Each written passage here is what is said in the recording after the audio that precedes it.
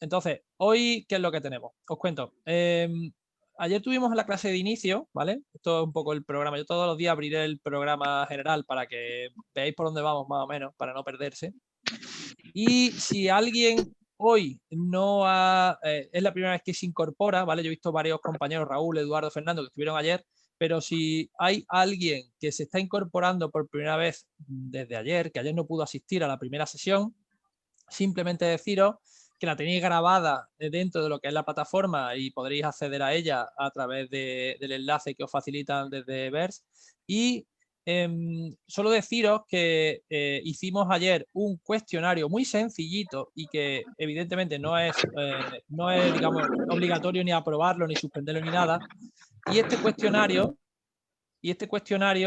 consiste como una especie de pretest, ¿vale? Esto lo hicimos ayer todos. Muchas gracias a todos los que lo hicisteis y lo está consultando y efectivamente más o menos es lo que yo esperaba, entre 4 o 5 respuestas correctas de media, más o menos.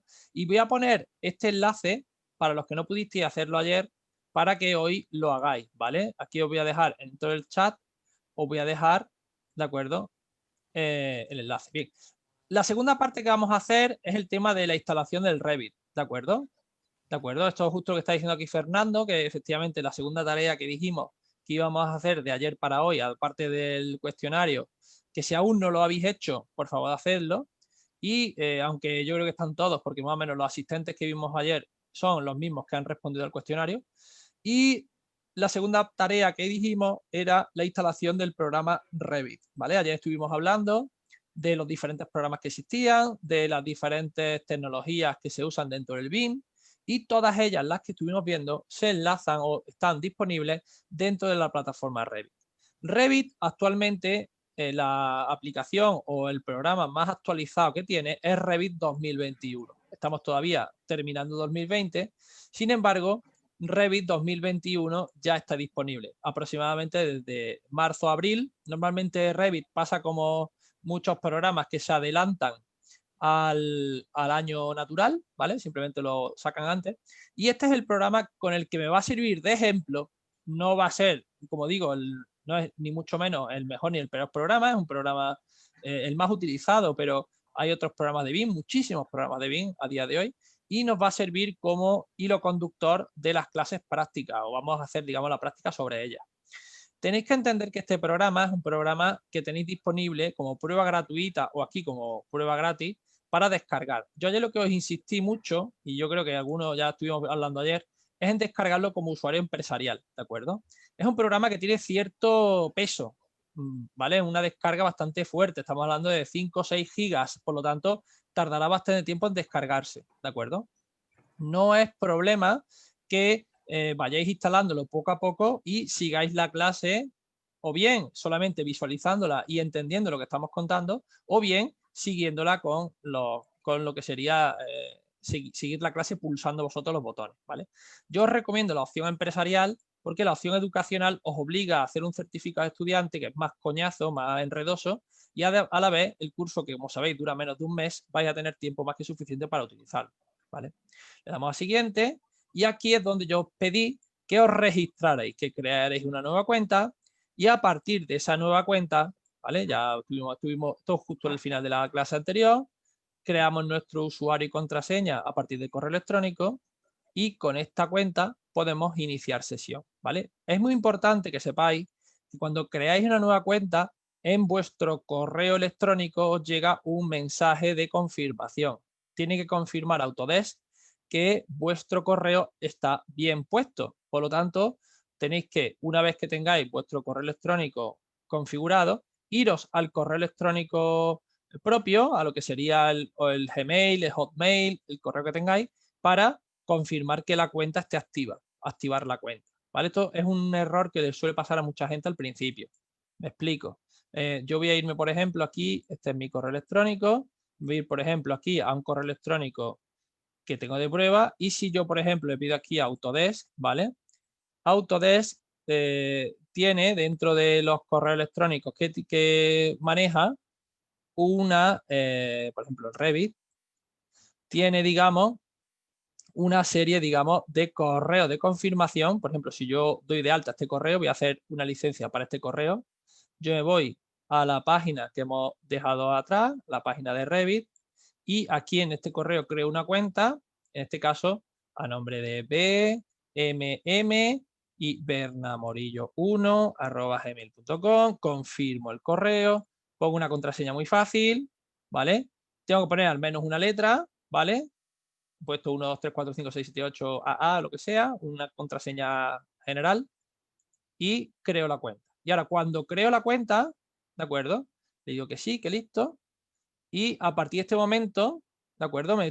Tengo que describir la empresa. Aquí podéis poner lo que queráis, ¿de acuerdo? No hace falta que pongáis nada real ni obligatorio, ¿vale? En el caso de la licencia educacional sí te piden un certificado de estudiante legal, pero aquí no es necesario. Esto no lo revisa. Entonces, por ejemplo, puedes poner, por ejemplo, autónomo o desempleado o lo que sea. ¿Dónde? Badajoz. Código postal 06800, teléfono 1, 2, 3, 4, 5, 6, 7, 8, 9, país de residencia, España, e inicia la descarga. Es muy fácil, muy sencillo, ¿vale? A partir de aquí se descarga lo que es el instalador y a partir de haberlo descargado, simplemente pulsáis encima y empieza a instalarse. Súper fácil, o sea, es el camino más directo, el más sencillo. El problema es que solamente dura 30 días esta instalación, ¿de acuerdo? A partir de que tengáis este programa instalado, ¿de acuerdo? Es cuando tendréis que poder utilizar el programa durante esos 30 días, ¿vale? La licencia se caducará a los 30 días. Si por lo que sea cambiáis la licencia, si tenéis una licencia educacional, una licencia temporal u otra licencia de otra persona, podremos, como ya veremos, cambiar la licencia sin tener que borrar el programa. Eso es justo lo que vamos a ver a continuación, ¿vale? El objetivo, sí, Perdona, preguntad lo que queráis. Esto, si sí, tenéis alguna duda, me lo te decís. preguntan en el chat si debe Sí. ser el Revit 2020 No, porque... no es necesario, es buena pregunta. No es necesario que sea ni el 21 ni el 20, puede ser el 2020, puede ser 2019. Las versiones que uséis del programa van a subir todas, desde la versión 2004, que es la primera, hasta la versión 2021, todas os valen, ¿de acuerdo? Todas van a servir para continuar la clase. Por lo tanto, si tenéis algún programa anterior o habéis instalado sin querer otra versión, no problem. Raúl, puedes utilizar la versión que más te guste o la que te sea más sencillo. De hecho, podéis ir siempre ascendiendo y solicitando pruebas de varios programas y también os va a permitir utilizarlo con programas que sean más antiguos, 2019, 2020, daría igual, ¿vale? O sea que esta clase va a servir para cualquier versión del Revit, ¿vale?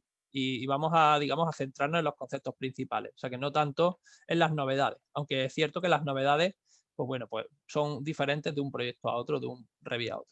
Respecto a lo que iba diciendo del correo, ¿vale? Respecto a lo que os decía del correo electrónico, veréis que os aparece aquí un correo de verificación, ¿de acuerdo? Esto es importante que lo hagáis, porque si no verificáis el correo electrónico, no podréis hacer que la licencia funcione una vez que el programa esté descargado e instalado.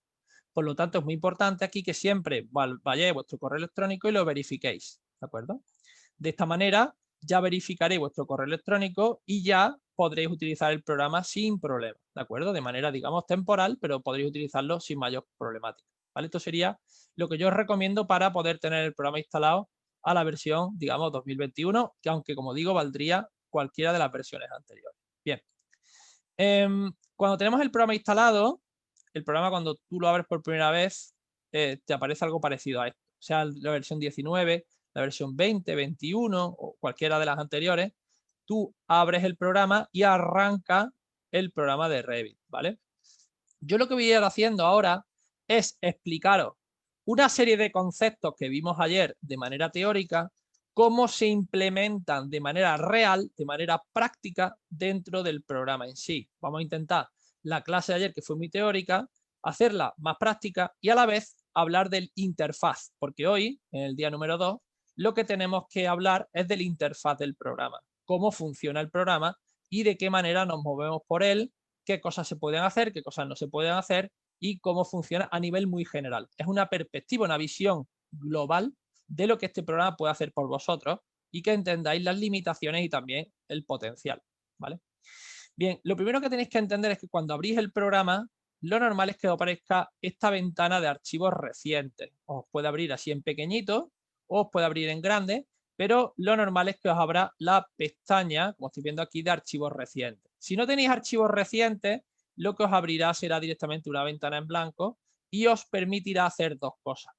Una de ellas es el trabajar con modelos. Los modelos en BIM se llaman a lo que son los proyectos completos. Un modelo en BIM se denomina a un edificio, a un puente, a un túnel, a algo que está completo, que tiene todos los componentes necesarios para describir un ente constructivo, ¿vale? Sin embargo, también veréis que existe la posibilidad de trabajar con familias. Las familias son como los bloques de AutoCAD. O sea, si vosotros todos sabéis o intuís o tenéis claro de antes qué es un bloque de AutoCAD, que en definitiva eran como pequeñas piezas dibujadas de manera individual para insertarse en los proyectos y que se pueden compartir de un proyecto a otro, por ejemplo, una mesa, una silla, una puerta, un formato, una cercha, es decir, son pequeñas píldoras de modelado que podemos hacer y podemos usar de un proyecto a otro. Por todo esto, tanto por las familias como por los modelos, podemos empezar como de dos maneras. Una, a dibujar familias, que ya veremos cómo funcionan más adelante y cómo se diseñan, o bien empezar directamente con los modelos. Es súper importante que entendáis la diferencia entre estas dos opciones, porque si trabajamos con familias, nuestro objetivo será hacer un objeto que se repetirá muchas veces en varios proyectos, y si trabajamos con los modelos, pues lo que haremos será un edificio, un proyecto o un puente o un túnel o una carretera o lo que sea, pero un ente que está, digamos, construido, ¿vale? Bien, yo lo primero que voy a hacer con vosotros, para que entendáis la diferencia, es abrir un modelo nuevo. Vamos a abrir un nuevo modelo, un nuevo edificio o un nuevo elemento constructivo. Le damos a nuevo y lo primero que nos plantea el programa es la posibilidad de utilizar diferentes plantillas. Las plantillas son, en definitiva, diferentes interfaces que vienen precargados en el programa para facilitarnos la vida. Si yo abro un proyecto totalmente vacío, con ninguna plantilla, me voy a encontrar el proyecto completamente en blanco. Eso a priori parece que es lo normal, pero en BIM empezar en blanco, empezar desde cero, es muy raro. Es muy raro que en tu proyecto todo lo modeles tú de cero, que tú hagas todas las puertas de cero, que hagas todas las ventanas de cero, que hagas todos los pilares de cero, que hagas todas las carreteras de cero, todos los elementos de representación, etcétera, etcétera. La gracia de trabajar en BIM es que hay gran cantidad de información que ya está hecha, que ya está preparada, que solo tenéis que utilizarla. Hay mucha información ya hecha, o bien por desarrolladores externos a ti, o bien por vuestro propio equipo que se dedica a mejorar y a completar esa información poco a poco. Por lo tanto, lo lógico es que empecéis con alguna plantilla. Nosotros vamos a empezar por defecto con la plantilla de construcción, porque lo que vamos a hacer a priori es empezar a hacer un proyecto de construcción, un proyecto de modelado de elementos constructivos. Sin embargo, tenéis otras plantillas diferentes, por ejemplo, la plantilla arquitectónica, en la cual se centra en el apartado de diseño y en el apartado visual, la plantilla estructural, que se centra en la estructura, la plantilla mecánica, que se centra en elementos mecánicos. En este caso, los elementos mecánicos son las instalaciones de ventilación y de aire acondicionado. Después tenemos la plantilla de sistemas, que se refieren a equipos, equipos de climatización, lo que son las máquinas, equipos de electricidad o equipos de fontanería, lo que se llamaría los sistemas, se refiere a las tuberías y elementos de instalaciones. La plantilla eléctrica, que se refiere a cableado y elementos de terminación eléctricos, y la plantilla de fontanería, que se centra en tuberías y bajantes o desagüe, ¿de acuerdo? Cada una de estas plantillas tiene una funcionalidad para facilitarnos la vida y, por supuesto, podemos crear plantillas desde cero. Podemos crear una nueva plantilla que nos sirva para modificar las existentes. Esto no es importante, no es algo que sea clave a la hora de utilizar BIM, utilizar una plantilla u otra, pero cuando ya estáis muy especializados, cuando ya tenéis un grado de conocimiento importante, lo que hace es como configurar un proyecto de cara a utilizarlo en un proyecto posterior. Cuando tenéis un proyecto, por ejemplo, un proyecto de un edificio que habéis terminado y queréis hacer otro muy parecido, lo normal es que la plantilla la conservéis de un proyecto a otro, ¿vale? Para esto es lo que sirve cada una de las plantillas. Bernat, También, Sí, sí, con preguntar lo que queráis, sí. Sí, quería consultarte, como, Sí, sí. porque, por ejemplo, yo en el programa que he descargado, no me Sí. aparece un abanico tan amplio como de plantillas como te Buena, aparece a vos. buena pregunta. ¿Por qué no aparecen todas las plantillas? Muy fácil. Yo estoy utilizando la versión 2021.1.1. Yo tengo la última actualización de Revit 2021. ¿Esto por qué ocurre? Ocurre porque la versión 2021 a secas, eso lo veremos en el apartado de planimetría, la versión 2021 tiene una funcionalidad que no funciona correctamente y que la han resuelto en la actualización 1.1. ¿De acuerdo? Si queréis, lo que puedo hacer luego es enseñaros cómo actualizar Revit a la última versión. ¿De acuerdo? Entonces, la única diferencia es que si no tienes la última versión 1.1, tú tendrás la plantilla de construcción, la plantilla arquitectónica, la plantilla estructural, la plantilla de sistemas y la de... y ya está. Tendrás una de instalaciones, una de estructura, una de arquitectura y otra de construcción. 4 en total, ¿de acuerdo? Eso es lo normal hasta la versión 2021.1.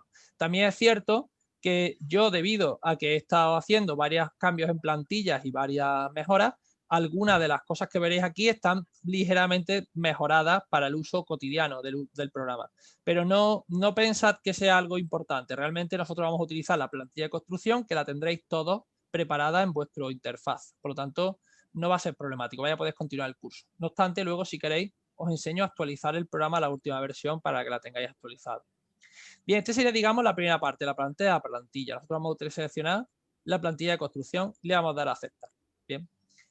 A partir de este momento, a partir de abrir el programa, es cuando vais a empezar a entender todo esto que ayer hablábamos en teoría en la práctica. Bien, lo primero que veréis será algo parecido a esto. Veréis cómo tenéis a la izquierda, no se recuerdo si a la izquierda o a la derecha, tendréis como dos ventanas, una encima de la otra, dos apartados, uno encima de la otra, y estos dos apartados son súper importantes que siempre tengáis en cuenta cómo son cada uno. Me explico. Tenéis por un lado las propiedades y por otro lado el navegador de proyectos. Creo que así os lo voy a presentar, así lo vais a tener siempre en el interfaz del programa, así por defecto, digamos. Esta interfaz es súper importante que siempre los diferenciéis y que siempre sepáis en todo momento lo que estáis haciendo, porque el principal problema que tenemos cuando usamos una herramienta BIM es no saber qué es lo que estamos haciendo en este momento en cada caso, ¿de acuerdo? Es decir, es muy probable que estéis haciendo un suelo y que no sepáis si seguís haciendo el suelo o si ya habéis terminado de hacer el suelo, ¿de acuerdo? Entonces, para que esto no ocurra, es muy importante que tengáis siempre claro las propiedades y el navegador de proyecto y veáis en todo momento cómo está cada uno configurado. Para eso, yo os recomiendo encarecidamente que siempre separéis las propiedades del navegador de proyecto tal que así. O sea, que pongáis por un lado el navegador de proyecto, puede ser a izquierda o a derecha, da igual, y a otro lado las propiedades, ¿de acuerdo? No hace falta que cerréis ninguna, lo ideal es que estén las dos abiertas y que las tengáis diferenciadas. ¿Por qué? Porque cuando empecemos a hablar de diferentes vistas o diferentes propiedades y hablemos de ambas opciones, de cómo funciona cada una y cómo se contempla, vamos a tener que ir pulsando en cada una de ellas, y si nos confundimos y sin querer pulsamos una en lugar de la otra, o si nos vamos hacia arriba o hacia abajo, evidentemente vamos a tener un problema. Entonces, lo normal es que para que aprendáis y si os quede realmente dónde están las cosas, es que separéis las dos ventanas, las dos pestañas de trabajo, ¿de acuerdo? Yo, por ejemplo, las separo normalmente así o al revés, da igual, si el navegador está a la izquierda y las propiedades a la derecha o si están en viceversa, o sea que no habría problema. ¿Verdad? Sí, sí. Y una pregunta que me parece que va a sumar un montón, porque a todos los que recién nos iniciamos en este programa, Sí. bueno, ¿qué pasa, por ejemplo, si yo sin querer cierro la ventana? ¿Cómo la Muy vuelvo buena a...? pregunta. Muy buena pregunta. Justo se lo voy a contar. Muy fácil. Si yo cierro sin querer, por ejemplo, propiedades, ¿de acuerdo? Lo tenéis todo aquí en vista, ¿de acuerdo? Vista, interfaz de usuario, ¿vale? Y aquí podéis volver a abrir. Repito, si yo cierro por error cualquier pestaña, digamos, cualquier ventana, yo puedo volver a mostrarla en la opción de vista. En vista, a la derecha del todo tengo la interfaz del usuario. La interfaz del usuario es justo lo que estamos viendo hoy, cómo me muevo por el programa. y cada una de estas vistas puedo activar o desactivar. Si queréis saberos también el comando rápido, si yo cierro propiedades, podéis darle pp, doble P y se activa de nuevo. Doble P, P de Pamplona o P no sé, no sé ninguna palabra con Pamplona, no sé, de preso o de, no sé, de poderoso, ¿vale? O de político, ¿vale? Tenéis la posibilidad de abrirla y en el navegador igual. Le dais aquí a vista, interfaz de usuario y el navegador de proyecto es, digamos, no tiene comando rápido porque se suele cerrar menos, pero podéis activarlo y desactivarlo aquí, ¿vale? Entonces simplemente que os quede claro cómo poder rescatarlo. Es cierto lo que dice el compañero, que uno de los errores iniciales cuando utilizáis estos programas es que sin querer podéis cerrar ventanas y volver a abrirlas, pues a veces se supone un poco problema. Pero aquí en vista, interfaz de usuario lo tenéis, ¿vale? Es bastante fácil. Bien, esto sería, digamos, el inicio de todo. Cómo poder empezar a trabajar, ¿vale? Esto, lógicamente, lleva mucho tiempo especializarse y empezar a trabajar con cierta soltura. Pero yo mi objetivo estos días es presentaros lo más importante y los conceptos principales para que sea la base sólida sobre la que poder fundamentar un avance posterior. Lo que inicialmente me interesa es que entendáis la diferencia clara entre el BIM y el CAD, ¿vale? Lo que ayer estuvimos viendo de manera más teórica y hoy de manera más práctica. Lo que tenéis que entender sí o sí es que cuando yo estoy trabajando en BIM tengo un modelo tridimensional, ¿de acuerdo? Esto es súper importante y mientras antes lo entendáis, mientras antes lo veáis, será mejor. Para poder ver este modelo tridimensional o para ver cómo esta ventana en blanco se convierte en un modelo 3D, lo primero que vamos a hacer es analizar qué es lo que tenemos de partida, qué es lo que tenemos por defecto. Y para ello es muy importante que en el navegador de proyecto, podamos analizar qué cosas nos encontramos hechas de primera. Al haber seleccionado la plantilla de construcción, veréis que aparecen todas y cada una de las pestañas que aparecen aquí con información ya por defecto. Aparecen planos de planta ya diseñados, aparece plano de techo ya diseñado, vistas 3D ya preparadas y alzados ya preparados. ¿De acuerdo? O sea, si estuviéramos en un proyecto vacío, todo esto tendríamos que hacerlo desde cero. Por eso es muy importante siempre partir de algo ya hecho. Si yo me voy, por ejemplo, al plano de alzado, por ejemplo, el alzado norte, puedo analizar, doble clic en alzado norte, puedo analizar cuál es la construcción de partida que me encuentro a nivel de alzado, cuáles son los niveles. Esta es la primera gran cuestión importante a resolver en un modelo en BIM. Siempre todo empieza en los niveles. Siempre empieza decidiendo cuántas alturas tiene mi construcción, cada cuánta altura salta de una a otra y qué distancia, qué separación hay entre ellas. Trabajar con los niveles es súper fácil y es muy cómodo. El interfaz es muy sencillo. Para que hagáis una idea, yo pulsando encima de cada uno de los niveles, puedo ir subiendo y bajando de manera muy fácil, simplemente arrastrando, y con ello puedo ir cambiando la altura de un nivel a otro. También puedo, en esta cota, en esta distancia, pulsar encima e irla cambiando por las unidades que más me parezcan, ¿vale? Puedo ir, digamos, modificando esta altura. O bien aquí a la derecha, justo en debajo del nivel, puedo ir poniendo el nivel que yo quiera para yo poder cambiar la altura de las mismas. En este mismo interfaz puedo cambiar el nombre al nivel. Esto se puede llamar, por ejemplo, planta cubiertas, ¿vale?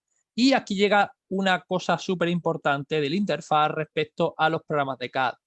Cuando yo nombre esta planta como planta de cubierta y le dé al Enter, lo que me dirá será que si quiero cambiar el nombre de las vistas de todo el proyecto por este nombre nuevo que estoy poniendo.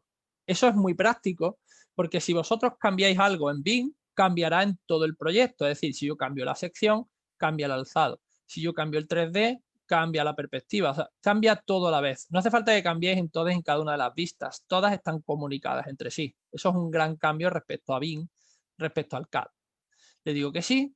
Y ahora la planta de cubiertas, que antes se llamaba nivel 2, ya se llama planta de cubierta. Y en el plano de planta, ¿de acuerdo? Ya no tenemos nivel 2, sino que tenemos planta de cubiertas. ¿Lo entendéis? Esto es una de las cosas más importantes. Está interrelacionado lo que es el dibujo en cada una de las vistas, incluso a nivel documental. la planta ya se llama planta de cubierta y por lo tanto no hace falta ya volver a modificar nada, ya todo estará cambiado a planta de cubiertas. Bien, otra de las cosas que podéis hacer fácilmente es eliminar elementos que estén en el nivel. Podéis borrar niveles que os sobren. Por ejemplo, aquí en estos niveles tenéis muchos elementos que están desde el nivel -4 hasta el nivel 0, que están muy repetitivos.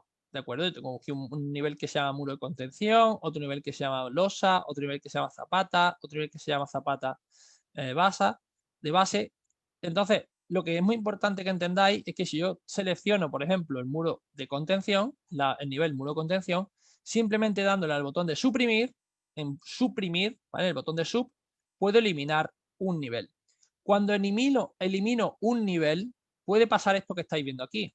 Este nivel tiene una planta asociada, tiene, digamos, un nivel asociado y al borrar el nivel voy a borrar también la vista que está, digamos, gestionada. Estoy borrando la sección, pero también estoy borrando la planta a la vez. Por lo tanto, tenéis que tener en cuenta que esto, si le damos a aceptar, eliminará de este listado de aquí de la izquierda una planta, en este caso la planta muro de contención, estará ahora borrada cuando le dé aquí a aceptar y ya la planta muro de contención no existirá nunca más, ¿de acuerdo? Esto puede ocurrir en cada uno de los niveles que yo quiera que me sobren. Para yo crear niveles nuevos es tan sencillo como seleccionar un nivel y aquí cuando veis que selecciono algo cambia completamente todo el interfaz. Todo el interfaz cambia hacia lo que estoy haciendo. Ahora mismo estoy modificando niveles. Veréis que aquí se activa la pestaña modificar niveles, pero cuando pincho fuera no se activa.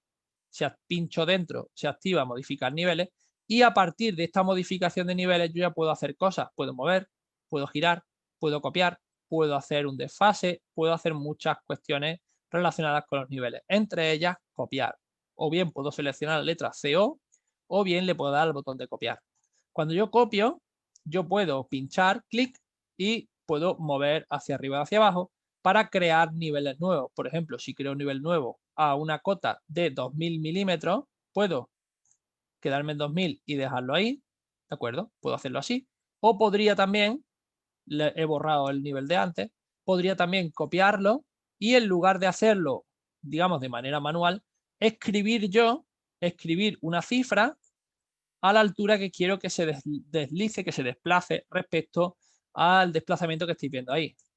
A partir de esto, yo podré desplazar la línea, la distancia que requiera este proceso. Como estáis viendo, esto me permite subir y bajar la línea y hacer niveles, no solo borrarlos, sino también crearlos, como estáis viendo.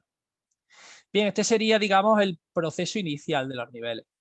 Existen niveles, esto es un paso también que es muy sencillo, todo el mundo lo sabe, pero hay una cosa que normalmente en los niveles la gente no está muy puesta y es en el tema de los niveles y sus vistas en planta. Es decir, si yo creo niveles con vistas en planta, este nivel cuando lo duplique, cuando lo cree, crea, digamos, un nivel nuevo, pero ese nivel nuevo que se crea, como veis, tiene una especie de símbolo negro. Este símbolo negro es diferente a este símbolo azul que estáis viendo aquí. ¿Qué diferencia hay entre el símbolo negro y el símbolo azul? Pues fijaros, si yo me voy al símbolo azul, yo ya sé que este símbolo azul tiene asociada una planta en los planos de planta. Es decir, los símbolos están asociados con las plantas que tiene. Si esta sección, este nivel, tiene un plano de planta, aparecerá en azul. Si no tiene un plano de planta, aparecerá en negro cuando no lo seleccione. Entonces, ¿qué pasará? Pues que si creo niveles y estos niveles intento hacer un trabajo en planta, intento dibujar una distribución o intento dibujar algo en 2 dimensiones en planta, tendré que crear un nuevo plano de planta asociado a mi nivel nuevo, ¿de acuerdo? Entonces, una de las cosas que la gente no está tan puesta o que la gente no sabe es cómo crear vistas, cómo crear niveles, cómo crear planos a partir del nivel. Es muy fácil. Simplemente dejando de seleccionar todo, de nuevo en el apartado de vista, podemos irnos aquí donde pone vista de plano y dentro de la vista de plano, plano de planta. Vamos a crear un plano de planta asociado a un nivel que no tiene plano de planta. En este caso, el nivel nuevo que hemos creado, vamos a crear un plano de planta, el cual, como bien dice este plano de planta, está libre el nivel 9 y el nivel Zapata BO, que es este de aquí abajo. Ninguno de los dos tiene ningún plano asociado. Por lo tanto, nivel 9, aceptamos. Y ya tenemos un plano de planta asociado al nivel 9 y tenemos por un lado el nivel 9 y si volvemos al alzado norte, este nivel 9 ya está azul. ¿Lo veis? ¿De acuerdo? Como estáis viendo, esta correlación alzado y planta va a ser continua, va a ser, digamos, muy repetitiva en todos los procesos que vamos a ir haciendo. Vamos a estar siempre repitiendo alzado y planta, alzado y planta, alzado y planta. De hecho, si esto ya os ha quedado suficientemente claro, además de esto, otra de las cosas que trabajaréis mucho será con la vista 3D. La vista 3D os da, digamos, ya la certeza de que estamos trabajando en un entorno tridimensional. Aquí tenéis, por ejemplo, los niveles dibujados en la versión tridimensional. Por ejemplo, esta opción de que los niveles aparezcan en el 3D no está disponible en la versión 2019, por ejemplo, que decía antes Raúl, creo. ¿Vale? Esta opción de que los niveles estén dibujados en el 3D creo que apareció en la versión 2020. ¿Vale? Como veis, no es algo obligatorio, no es algo imprescindible. Voy a mirar a ver cuánto salió, no sé si en 2019. Niveles 3D, Revit 2019. No sé si está... Ah, no, pues sí. En la versión 2019 salió. Era una novedad de la versión 2019, por lo tanto sí la tendréis, ¿vale? No me acuerdo si era la 19 o la 20, ¿vale? O sea que sí la tendrá. Sí la tiene. Vale, pues esa es la novedad que fue de la versión 19, por ejemplo. Como veis, son pequeñas novedades muy sencillas. Vale, entonces aquí lo que me interesa es que veáis cómo se trabaja con los niveles y qué tipo de criterios se tiene a la hora de trabajar. ¿Y por dónde se empieza? Siempre empezamos por los niveles. Siempre empezamos por estar certeros o tener claro cuáles son las alturas que vamos a trabajar, ¿vale? Eso es lo primero. Yo me voy a quedar solamente con 3 niveles. Me voy a quedar con el nivel 1 o con el nivel planta baja, por ejemplo, si lo cambio, planta baja o baja, como queréis llamarlo, con el nivel planta primera, ¿vale? Voy a llamarlo planta primera, y por último con el nivel planta cubiertas, por ejemplo, para que tengamos, digamos, 3 niveles. Bien, todo lo que sea desde planta baja hacia abajo lo voy a seleccionar con lo que es el arrastre que estáis viendo aquí y simplemente le voy al botón de suprimir. Cuando le da a suprimir me dirá todos los objetos que va a eliminar y le doy a aceptar, ¿de acuerdo? Este será, digamos, el trabajo inicial que me interesa que sepáis, digamos, trabajar y que es el inicio de todo. Por lo tanto, nos estamos dando cuenta que en BIM hay una cuestión importante relacionada con los niveles. Cada uno de los niveles se refiere a cada una de las alturas con las que vamos a estar trabajando.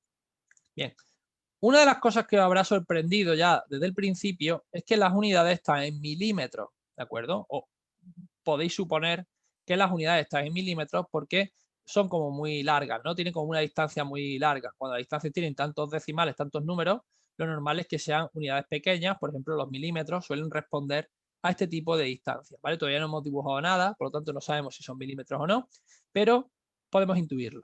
Otra de las cosas que es muy importante al principio del proyecto, además de los niveles, es trabajar con las unidades con las que vamos a trabajar. Es súper importante.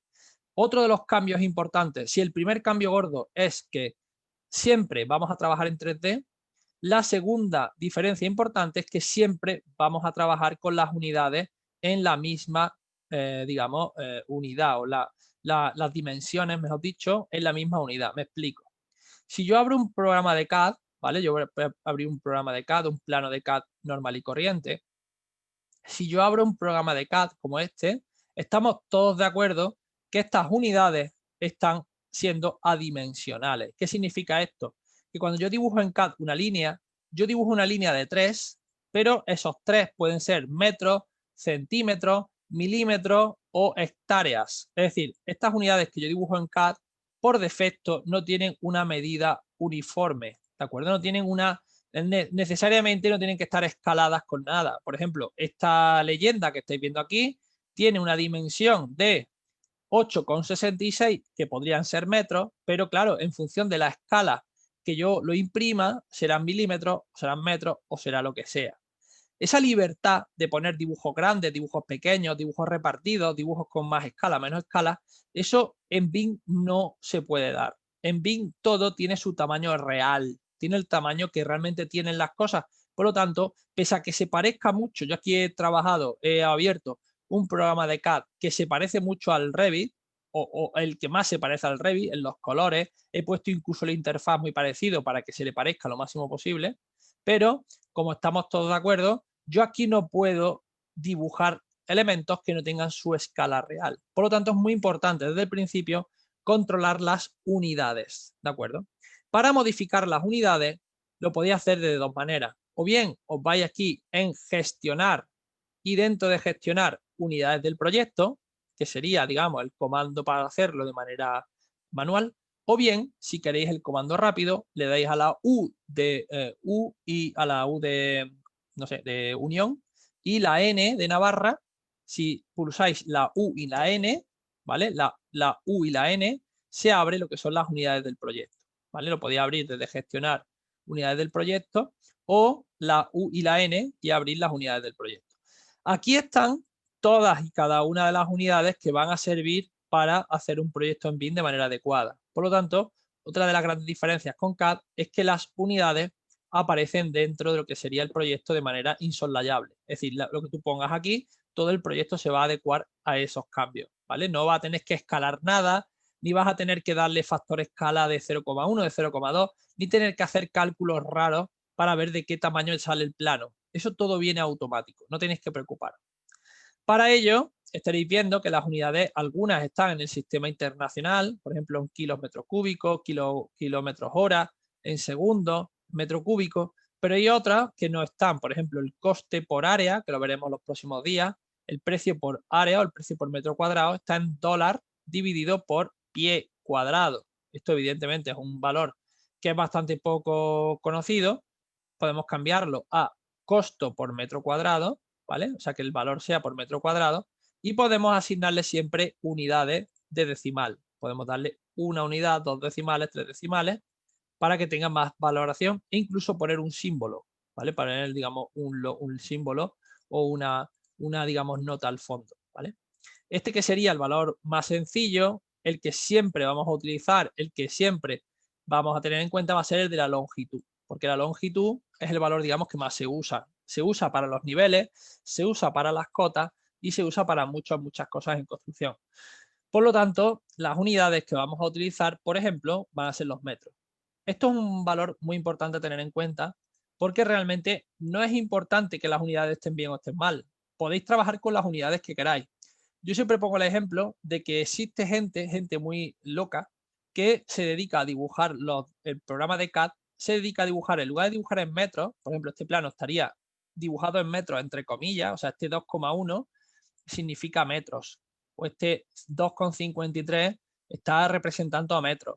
Pero hay gente que no le gusta dibujar así porque es cierto que se tarda más en dibujar. Si yo escribo una línea y escribo la línea 253, ¿vale? Me estoy ahorrando el decimal, me estoy ahorrando la coma, ¿de acuerdo? Estoy dibujando más rápido.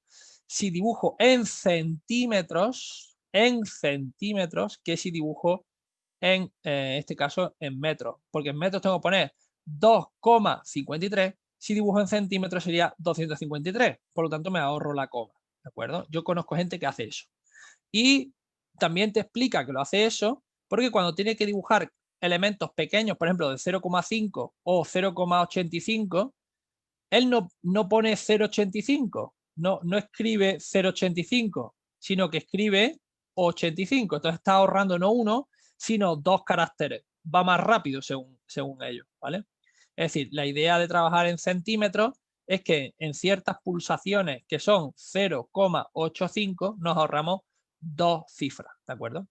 ¿Eso realmente tiene sentido en el BIM? No tiene sentido ninguno. En BIM, si cambias a centímetros, cambias a metros o cambias las unidades que quieras, siempre puedes trabajar en las unidades que te parezca mejor y después rápidamente cambiar a las unidades que te sean más cómodas.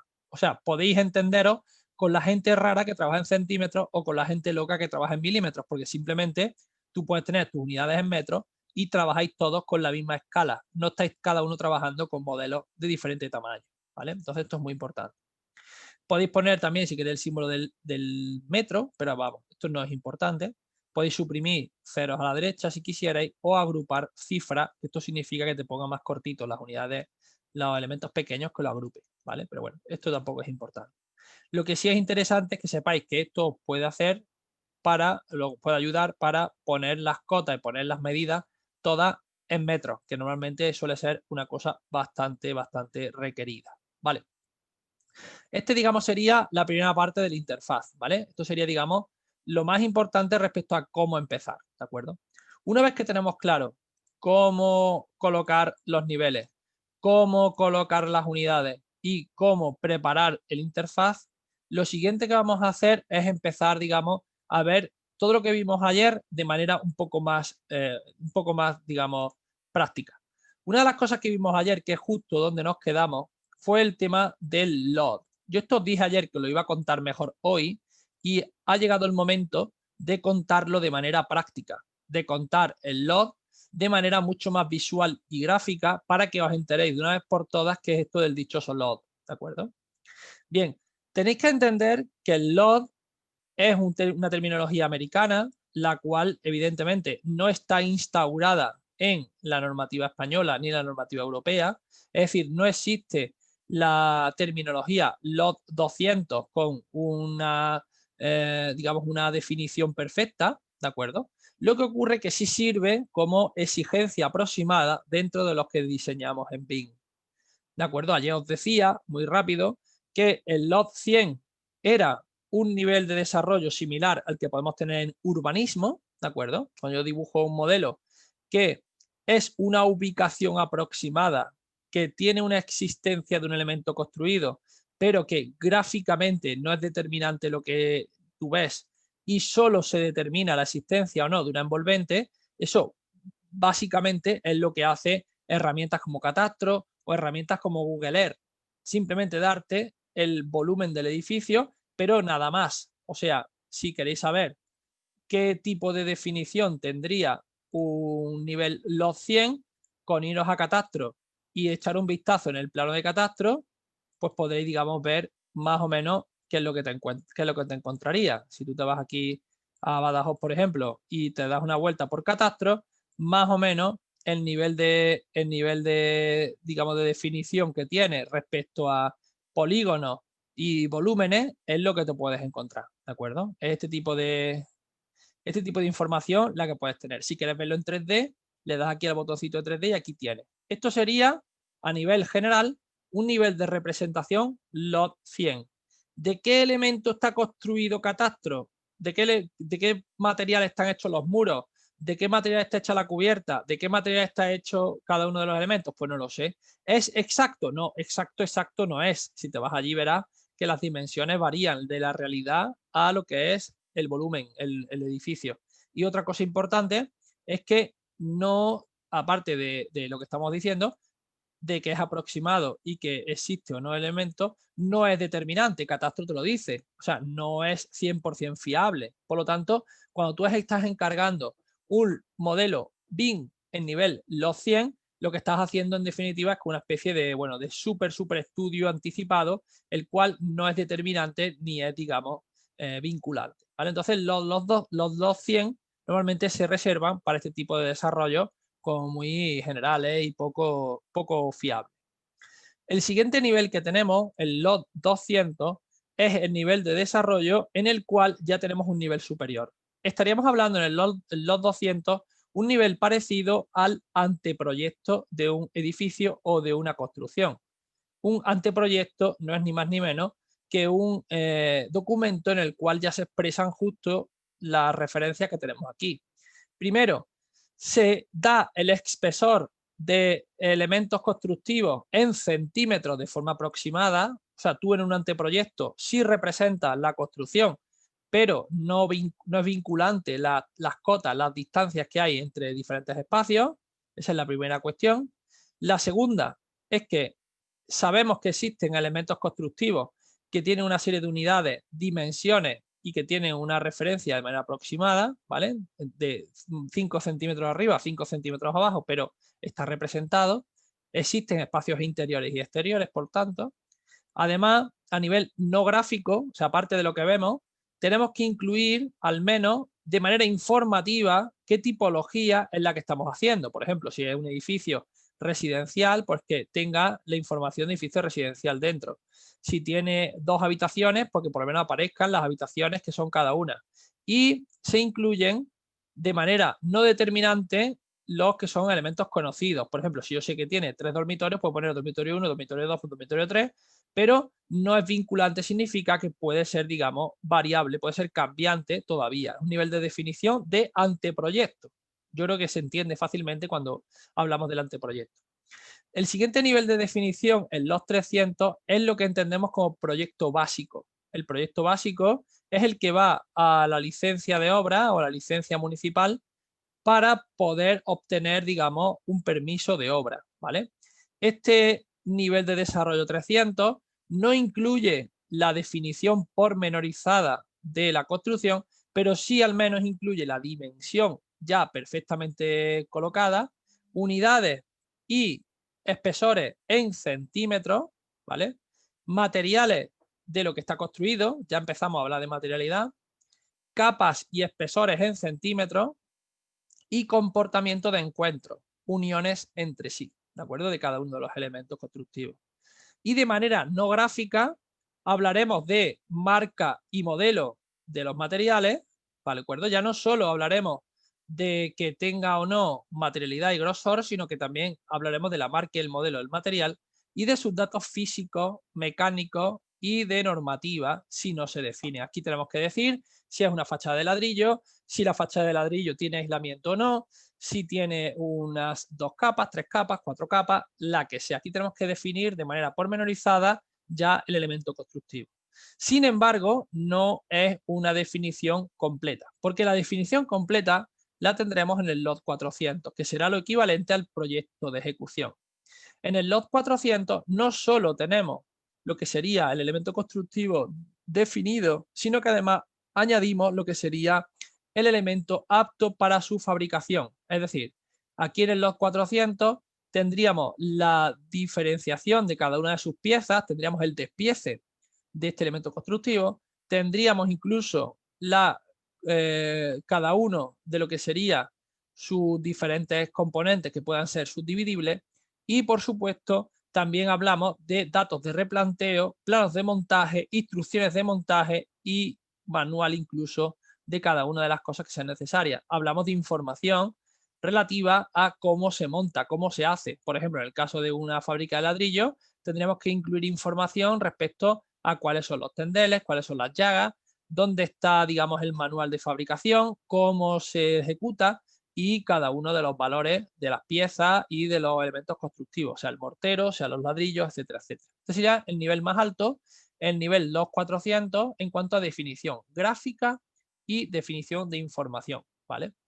Y entonces, ¿qué es el LOT 500? Ya ayer lo adelantamos. El LOT 500 es lo mismo, exactamente igual que el LOT 400, como veis, está exactamente igual. La única diferencia es que la información gráfica es fiel a lo ejecutado en la realidad. Es un as-built, es un gemelo digital. Cuando te piden un LOT 500, ha habido sí o sí una dirección de obra por parte de un BIM manager o un BIM modeler que ha estado recopilando toda la información de la obra en tiempo real e incluyéndola en el modelo o en el proyecto BIM, ¿de acuerdo? Entonces, esto sí es una nomenclatura que es bastante extendida, que casi todo el mundo domina y que tiene como conocimiento, y es muy importante que la conozcáis. Esto es nivel de desarrollo y no es nivel de detalle. Es muy importante que la diferenciéis. Esto no se llama nivel de detalle. Os voy a decir por qué esto no se llama nivel de detalle. Por un motivo muy sencillo. Porque si yo me voy, por ejemplo, a la planta baja de este edificio y yo coloco, ¿vale? Ahora lo aprenderemos a hacer juntos, pero si coloco en arquitectura un muro, por ejemplo, este muro, ¿vale? Si yo lo coloco aquí en medio, coloco el primer muro que me ha apetecido, ¿vale? No tiene, digamos, ahora mismo ninguna ciencia. Cuando yo este muro lo veo que son 2 líneas muy sencillas, ¿de acuerdo? Pero yo puedo cambiar el nivel de detalle, esto que estoy cambiando ahora en el interfaz que necesito que veáis, esto que estoy cambiando ahora es el nivel de detalle. Esto que os he explicado yo, esto es el nivel de desarrollo, es la cantidad de información que tiene mi proyecto cuando yo lo modelo. Pero esto que yo cambio aquí, que es un aspecto visual, es el nivel de detalle. El nivel de detalle puede ser bajo, puede ser medio o puede ser alto, ¿vale? A priori, este nivel de detalle en algo tan sencillo como un muro no se observa. Primero porque el muro tiene un solo material, ya veremos luego en qué consiste esto, pero también, muy importante, es porque el muro tiene poca definición, ¿vale? Es un muro, ya veremos, en un lot 200. Este muro no sube del lot 200. Ahora vamos a diferenciar muros por su nivel de lot, ¿vale? Si yo colocara una ventana, ¿no?, por ejemplo, de este tipo, estamos todos de acuerdo que esta ventana, si yo me acerco, puede tener un nivel de desarrollo bajo, alto, un nivel de detalle, perdón, alto, medio o bajo, ¿de acuerdo? Este nivel de detalle, ¿de acuerdo? Sí vais a poder, digamos, comprobarlo de manera mucho más sencilla, ¿vale? Este nivel de detalle sí varía respecto a el valor que le coloques aquí, ¿de acuerdo? Os voy a poner otro ejemplo más sencillo. Si yo coloco un muro y este muro, en lugar de ser de una sola capa, os pongo un muro de más capas, por ejemplo, este primero de aquí arriba, que tiene varias capas, este muro, como estáis viendo, dependiendo del nivel de detalle que yo le pida, me dará varios sombreados o me dará menos sombreado o directamente me dará nada de sombreado. El nivel de detalle bajo, medio o alto varía lo que sería la definición gráfica del modelo. Pero el modelo siempre tiene la misma información, sigue siendo el mismo muro con varias capas, ¿de acuerdo? Entonces, esto del nivel de detalle tenéis que diferenciarlo del nivel de desarrollo, ¿de acuerdo? Bien, entonces, ¿qué es el nivel de desarrollo? Ya me he enterado de lo que es el nivel de detalle, pero ¿el nivel de desarrollo qué es? El nivel de desarrollo es la cantidad de tiempo que le has echado tú al muro, cantidad de información que le has implementado y la cantidad, digamos, de materiales que has sido capaz de introducir, ¿vale? Entonces vamos a ver cómo sería esto del muro los 100, muro los 200 y así consecutivamente. El primer muro que hemos hablado sería el lot 100. El lot 100 ya hemos dicho que es un nivel de desarrollo el más básico y es un nivel de desarrollo a nivel urbanístico. La diferencia entre el nivel lot 100 y el lot 200 es que el muro del lot 100 tiene un grosor que no es final. Es decir, tú puedes colocar un muro, por ejemplo, el muro genérico 200, este que hemos colocado antes, y estaríamos hablando de un proyecto lot 100. Si este muro, la posición del mismo, la colocación del mismo no fuera definitoria, ¿vale? Si yo tuviera un modelo muy grande, lo lógico es que este muro yo lo hubiera puesto de manera orientativa a partir de una ortofoto o a partir de datos no fiables y por lo tanto es un nivel lot 100 debido a la posición de este muro. No tanto a su definición, sino sobre todo a la posición, ¿vale? A la ubicación del mismo. A partir de aquí, el siguiente nivel de desarrollo, o el siguiente paso que tendríamos sería el nivel de anteproyecto. Cuando yo ya sé la unidad y espesor aproximada, no solo que sea un muro, sino que además sé la dimensión aproximada, ya estaría hablando de un nivel lot 200, a nivel de anteproyecto, ¿vale? Cuando yo estoy trabajando con un elemento constructivo, por ejemplo, un muro, me tengo que fijar muy bien en las propiedades de esto, ¿vale? Todo lo que yo vaya pulsando estos días, tenéis que centraros aquí en las propiedades para ver sus modificaciones y para ver cómo se cambia, ¿de acuerdo? Entonces, cuando yo pulso un muro, no veréis de manera automática aquí, por ejemplo, el grosor del muro, ni veréis muchas características del muro, sus materiales y sus elementos constructivos. ¿Por qué? Porque tenéis que entender que cuando yo tengo varios muros, si yo selecciono este muro, por ejemplo, y lo copio, ¿vale? Aquí tengo el botón de copiar igual que antes. Si yo lo copio, aquí un poco más abajo, tenéis que entender que cada uno de estos muros tiene lo que se llama propiedades ejemplares. Me explico. Este muro, lo que estamos viendo aquí, es la longitud, la altura, el grosor, el área, el volumen, pero de este muro en concreto, de este ejemplo, de este ejemplar.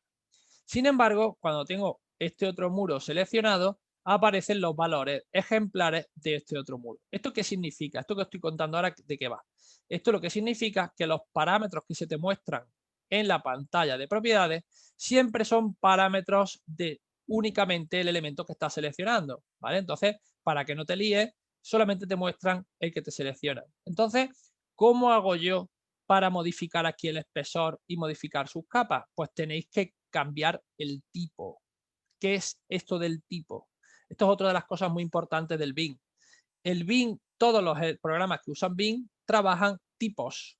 ¿Qué son los tipos? Pues los tipos son elementos constructivos que se repiten y que puedo modificarlos a la vez. Esto a la gente al principio le cuesta y a los que ya llevan un poco de tiempo, pues es verdad que no le cuesta entenderlo, pero sí le cuesta practicarlo. ¿Eso qué significa? Significa que si yo selecciono un muro y le doy aquí a editar tipo, cuando yo edito el tipo, yo estoy editando no solo este muro, sino todos los muros que hay del mismo tipo. Es como si yo cambio una receta, si yo cambio la receta un ingrediente, cambio todas las veces que haga esa receta, cambiará el resultado. Si yo le quito, por ejemplo, el azúcar a la tarta y yo hago, a partir de ese momento, vendo todas las tartas sin azúcar, pues todas las tartas de ese momento cambiarán a la vez. Si yo simplemente le cambio el ingrediente a una sola, será cambiar el ejemplar. Si yo lo que hago es cambiar la receta, cambio al tipo, cambio, digamos, a toda la familia de elementos que son iguales, ¿de acuerdo? Ahora ya hablaremos más adelante de las familias y cómo funcionan, pero hoy me interesa que entendáis la diferencia entre parámetros ejemplares, que son los que os encontráis aquí en la puerta, y parámetros de tipo, que son los que os encontráis una vez que entráis aquí donde pone editar tipo. Y estaremos continuamente entrando y editando el tipo, porque será uno de los trabajos más recurrentes que hagáis dentro del trabajo en BIM, ¿vale? En general es un trabajo muy, muy típico. Bien, dentro de lo que serían los parámetros de tipo, tenéis muchos parámetros que los cuales, en el caso de estar rellenos o no, iremos ascendiendo en el escalafón de los 300, los 400 y los 500. Es decir, si yo no toco ningún parámetro de tipo, me quedo en el los 200, o sea, aquí yo tendré un muro a nivel los 200 porque está ya ubicado en una posición correcta y tiene más o menos la dimensión que yo quiero, pero si quiero subir de nivel del los 200 en adelante, tendré que entrar aquí en los parámetros de tipo. En los parámetros de tipo veré que ya puedo cambiar muchas cosas. Puedo cambiar su estructura, que son en definitiva sus capas. Puedo cambiar en la función que hace, si es una fachada que está en la envolvente, en el exterior, en el interior, en ambos casos. Si cómo quiero que se comporten las uniones, es decir, si los extremos son elementos exteriores o elementos interiores. Ya recordad que esto aparecía aquí, lo que se llama comportamiento de uniones, ¿vale? Comportamiento de encuentros, ¿vale? Esto también es un factor importante a controlar. Si queremos hacer los 300, tenemos que saber cómo se unen estos muros, ¿vale? Si la cámara de aislamiento continúa, si no continúa, etcétera. Y la función que ejerce. Es un muro de interior, un muro de exterior, un muro de cimentación, de retención, de cielo raso, etcétera, etcétera. Después tenemos lo que sería el parámetro gráfico, ¿vale? Ahora mismo estamos viendo que es un muro que tiene solamente un sombreado blanco y aquí te está diciendo en el detalle bajo, ¿lo veis? Cuando tenemos un nivel de detalle bajo, ¿qué gráfico queremos mostrar? En principio está todo en blanco, pero podemos cambiar el gráfico para que en el nivel de detalle bajo se muestre como nosotros pensemos, como nosotros queramos, ¿de acuerdo? Como un sombreado, ¿vale? Además tenemos también la posibilidad de cambiarle el color, ¿vale? Para que la línea se muestre de un color diferente y también podemos incluso cambiar algunas propiedades que en el caso de estar activas se pueden también sustituir. Veréis algunas propiedades que están digamos en gris, que no se pueden cambiar. Cuando veáis estas propiedades en gris que no se pueden cambiar es porque se cambian a través de la estructura, a través de las capas del material, ¿de acuerdo? Cuando el material tenga capas, cuando el material tenga diferentes lonchas de diferentes materiales, veréis cómo aquí aparecen desactivadas todos estos números, ¿vale? Después, esto lo vamos a ver luego, cómo poder, digamos, trabajar con la estructura de un elemento constructivo. Y, por supuesto, podemos cambiar valores como absortancia, que esto se refiere a valores lumínicos, y aspereza, que también son valores lumínicos. Esto es para representar diferentes propiedades respecto a la luz para temas de iluminación o temas también de resistencia.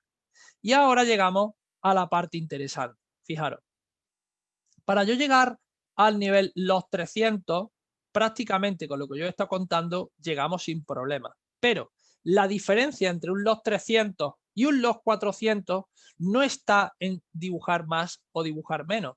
La diferencia real la tenéis en el tema de la información o la información que adjuntáis dentro del proyecto. Es decir, cuando el log 400 habla de datos físicos, de marca y modelo, de elementos, datos definitorios, normativas, etcétera, etcétera, se refiere a datos escritos, no se refiere a que tú dibujes mejor algo. Algo cuando está dibujado al 100%, no hay nada más que dibujar. Lo que os pide siempre este tipo de desarrollo, los 400 o los 500, es meter imágenes del modelo, meter notas, meter una descripción, hablar del fabricante, hacer comentarios, meter la página web, describir el elemento constructivo, incluir códigos, marcas, clasificaciones y costos. Toda esta información es la que realmente va a influir en tener a la larga un lot 400. Es lo que realmente afecta el trabajo que tenéis que hacer de un lot 300 a un lot 400. Os pongo un ejemplo. Imaginaros que este muro es un muro de termoarcilla. Si fuera un muro de termoarcilla, pues tendríamos que irnos aquí a termoarcilla, ¿vale? De 19 centímetros, por ejemplo, y nos tendríamos que ir a buscar, ¿vale? Primero una imagen del muro de termoarcilla, ¿vale? Por ejemplo, si estamos construyendo un muro de termoarcilla, por ejemplo, lo podemos construir de esta manera, ¿de acuerdo? De esta, la foto que más os guste. Lo primero será guardar esta imagen, ¿de acuerdo? Para poder, digamos, enlazarla en mi proyecto, ¿de acuerdo? Una vez que tengo la imagen guardada en mi proyecto, lo siguiente que haré será cargar la imagen tipo, cargar o añadir la imagen que quiero que represente o que muestre cómo se construye mi edificio. Y la tengo aquí, aquí enlazada. Tengo ya aquí una imagen, la cual cuando algún proyectista quiera consultar el lot 400 de este proyecto, puede consultar perfectamente la información añadida. Y puedo meter tantas como quiera. Es decir, esto estoy metiendo una, pero puedo meter infinitas. Después, otra cosa importante es la nota clave. La nota clave se refiere a qué tipo de componente estamos trabajando. Podemos hablar del componente de barandilla, componente de barrido, cubierta, componente de detalle, escalera, equipos especiales, instalaciones y muros. Y dentro de muros puedo encontrar en muros cortinas, muros interiores, mobiliario, puede ser muros exteriores, ¿vale? Y dentro de muros exteriores de hormigón, de ladrillo, bloque. Lo que estoy haciendo de alguna manera es darle la categoría concreta, la descripción específica para poder, digamos, clasificarlo dentro de lo que sería el listado de notas clave. Después, como estáis viendo, lo que tengo que irme es a muros de bloque, ¿de acuerdo? Y por último, en este caso, si está enfoscado o está, digamos, trasdosado, pues tendría diferentes opciones, ¿vale? Todo eso serviría para poder colocar diferentes opciones del muro. Entonces, en este caso, la nota clave sería, digamos, esta opción, ¿vale? Sería, digamos, una nota clave que, insisto, esta nota clave no es, digamos, independiente, podéis modificarla, es un archivo TXT que podéis modificarlo dentro de la dirección que aparece arriba, ¿vale? Aquí aparece la dirección de notas clave y se puede, digamos, ajustar. Estas notas clave son modificables, pero tenéis que entender que es imprescindible que tengáis un criterio de clasificación para que cuando pulséis algún elemento constructivo se sepa qué es lo que es siempre, ¿de acuerdo? Porque dentro de los muros puede haber 60 tipos de muros, lo normal es que los clasifiquéis correctamente. La siguiente cuestión es el modelo, ¿vale? Si yo voy a utilizar, por ejemplo, termoarcilla, pues tengo que irme a la marca, ¿vale? En este caso termoarcilla es una marca comercial y tendré que irme a termoarcilla a buscar, digamos, las características. En este caso es una termoarcilla, ¿de acuerdo? Pieza de arcilla cocida aligerada LD-CAT 1, ¿de acuerdo? Podría coger, digamos, todas estas opciones y copiarlas para, digamos, tener esa información. Una vez que tengo esta información, me puedo ir a mi modelo y poner, digamos, los datos del modelo. Este sería, digamos, el modelo de la pieza.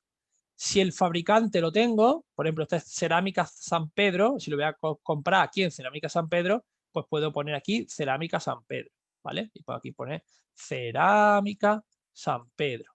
Y ahora los comentarios del tipo pueden ser termoarcilla, no sé, tradicional, ¿vale? Para explicar un poco más qué es lo que estamos poniendo. La dirección de correo electrónico, la dirección de internet, la puedo copiar tal cual, ¿vale? Esto que estoy buscando aquí la puedo copiar y dejar dentro del proyecto.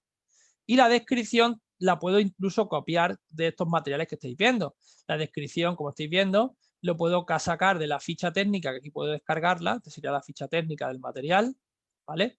Y esta sería, por ejemplo, la descripción. Bloque cerámico, machimbrado, hacia cocida, colocación, etcétera, etcétera. ¿Vale? Lo voy a abrir con el navegador para que lo veáis, ¿vale? Este sería, digamos, de descargarlo. Y a ver si me deja descargarlo. Aquí está, descargar. Y una vez que lo descargo, lo abro y puedo copiar, ¿vale? La descripción. Ah, no, es una foto, no me deja copiarlo, pero bueno, siempre puedo hacer aquí un OCR. A ver, un segundito. Y reconocer el texto. Lo estoy haciendo un poco porque es rápido, hay poco texto, ¿vale? Entonces puedo hacer que me reconozca el texto y ya puedo copiarlo, ¿vale? En principio, ahora debería de poder copiarlo, sí, ya puedo copiarlo. Y esta es la descripción. También lo puedo copiar a mano, ¿vale? Y ahora, una vez que lo copio, lo pego y ahí tenéis, digamos, la descripción. Esta sería la descripción. Código de montaje. El código de montaje, digamos, sería digamos, el código que tenga este elemento constructivo de cara al montaje, ¿vale? Normalmente el código de referencia. En este caso, vamos a colocar solamente piezas rectas, pues el código es 00015, no sé cuánto, no sé qué, ¿vale? ¿De acuerdo? Estoy copiando un dato específico, ¿vale? Este sería el código de montaje o el código de referencia, el código de barra, como queréis llamarlo, código general, ¿vale? Marca de tipo se refiere a, dentro de las descripciones que hay, cómo se define, por ejemplo, la descripción, base o recta, ¿vale? En la pieza que estamos trabajando en la base o recta. Y la clasificación contra incendio aparecerá dentro de la ficha, tendrá que estar por aquí arriba, RI 180.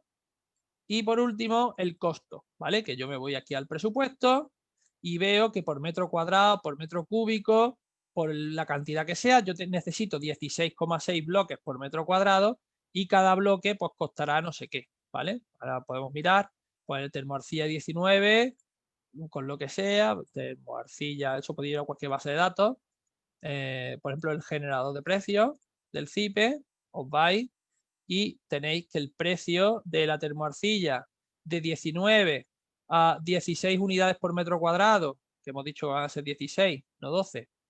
Bueno, vamos a poner 15, que es el valor más alto que nos deja. 15 y con piezas especiales, etcétera, etcétera, se nos va a 22,66 euros el metro cuadrado. Pues ya podéis poner 22,66 en vuestro proyecto. Esto, como veis que es un puñetero coñazo, es hacer un lot 400. De aquí para arriba es un lot 300, de aquí para abajo es un lot 400. ¿Y qué es lo que hace un proyectista que está en obra todo el día? Pues confirmar que esto de cara al lot 500 esté exactamente igual. ¿Lo entendéis? Entonces, ¿es un proceso difícil? No, difícil no es. ¿Es un proceso que puede hacer un jefe de obra o cualquier persona ajena a la construcción? Porque realmente es un trabajo documental. Sí, perfectamente lo puede hacer cualquier persona que entienda de obra. No tiene por qué ser una persona que sepa modelar o que sepa hacer un 3D o lo que sea. Entonces, por todo esto, tenéis que entender que este trabajo, lo lógico, es que involucre a más gente aparte de la gente que sabe modelar. Es decir, el proceso en BIM tiene una parte de dibujo que sí es cierto que es grande, pero otra aún mucho más grande que es la de información. Esta es la I del BIM, la información, ¿de acuerdo? Entonces, esto es lo que yo quería explicaros para que entendierais la diferencia. Ya no se os va a olvidar nunca más la diferencia entre el lot 100, los 200, los 300 y los 400. ¿Cómo se revisa que un lot 400 esté bien hecho? Pues entrando en cualquier familia y revisando que esté completa los datos de identidad y los datos de identidad sean suficientes para justificar y sin duda poder comprar tú mismo la pieza si te lo piden. O sea, que tú puedas ir sin problema, sin preguntarle a nadie, a comprar las piezas, porque lo que necesitas son, en este caso, son 36,80 metros cuadrados de piezas de cerámica de termoarcilla tradicional de 19 con estas características e incluso me das hasta el enlace donde comprarlas. O sea, es imposible que os equivoquéis, ¿de acuerdo? Esa falta de equivocación, este error humano reducido a cero, es lo que se busca en el proyecto. ¿Y qué pasa?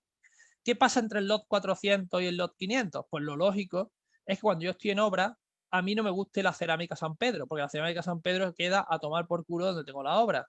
Al final yo me voy, por ejemplo, a Procerán, por ejemplo, ¿no? Y que es otra fábrica de termoarcilla. Entonces, si yo me voy aquí a Procerán y compro la termoarcilla, no sé si me va a dejar, bueno, sí, yo creo que sí, no. Vale, sí, aquí estoy.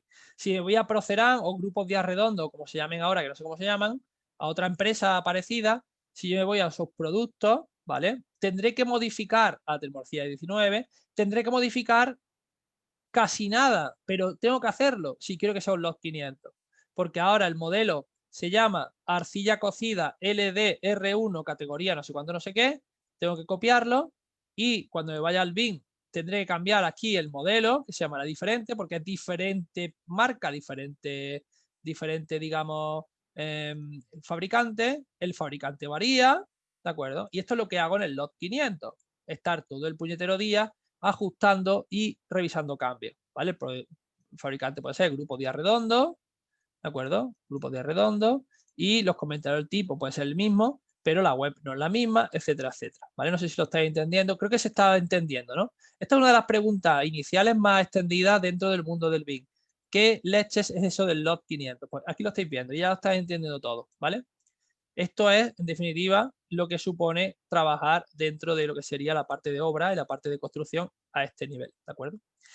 Vale, esto sería respecto al tema log y tema de información del proyecto, ¿de acuerdo? Lo siguiente que quiero que veáis es la correspondencia, como la igualdad que hay entre alzados y plantas, secciones, etcétera. Vamos a hacer lo mismo que estábamos haciendo antes, que significa de la planta donde estábamos irnos al alzado este, al alzado norte, al alzado oeste, al alzado sur. Es ir viendo en diferentes vistas estos elementos constructivos que hemos ido poniendo de manera aleatoria, ¿vale? Todavía no vamos a entrar muy a fondo a trabajar con los muros, con los suelos, con las cubiertas, ¿vale? Eso lo vamos a dejar para el día de mañana, pero es cierto que hoy me interesa que la interfaz controléis el proceso de construcción, que os sintáis cómodos moviéndoos por él. Entonces, lo primero es que veáis que la correspondencia es absoluta y sobre todo que entendáis que si cambiáis algo la posición de cualquier elemento, este cambio afecta en todas las vistas, ¿de acuerdo? Si yo me llevo este muro a 380, este muro a 380 lo tendré a la misma altura 380 dentro de su alzado, ¿de acuerdo? O en el alzado este y en el oeste, o sea, estará a la misma distancia a las dos alturas. Incluso si yo selecciono algo y lo dejo seleccionado, quedará seleccionado en cada una de las vistas que yo seleccione, ¿de acuerdo? Entonces, esto es una cosa muy importante. Otra cosa importante es que las vistas que estamos abriendo se van desplegando aquí arriba en cada una de las pestañas que tenéis por aquí. Eso significa que yo puedo siempre ir deambulando por estas vistas aquí en las pestañas o aquí en el navegador de proyectos. Puedo, digamos, hacer este doble clic donde quiera, aquí o allí, ¿de acuerdo? Si la cerráis... Sí, preguntad lo que queráis siempre, sí. Quería hacerte una consultita. Una vez que vos configuras el muro como nos acaba de mostrar, ese es el paso previo para después empezar, digamos, a dibujar modular. encima, correcto. A modelar, correcto, sí. Perfecto, perfecto. Eso quería saber porque pensé que después había que hacerlo para cada muro. No, olvídate. Es súper intuitivo. O sea, tú ya tienes claro que todo el proyecto va a ir desde la altura 0 a 360 y de 360 a 730. Entonces tú tienes para cada uno de los niveles, tienes por así decirlo un tapiz, tienes por así decirlo una planta, tienes por así decirlo un dibujo donde puedes dibujar encima, ¿vale? Ya mañana lo que vamos a hacer es ver hasta dónde llega cada muro y si el muro llega hasta esta planta, hasta la siguiente, vamos a ir haciendo lo que es la construcción a partir de aquí. Hoy me interesa que os quede claro el interfaz, que os sintáis cómodos, ¿vale? Mañana ya entramos más a fondo con los muros, ¿vale? No preocuparos.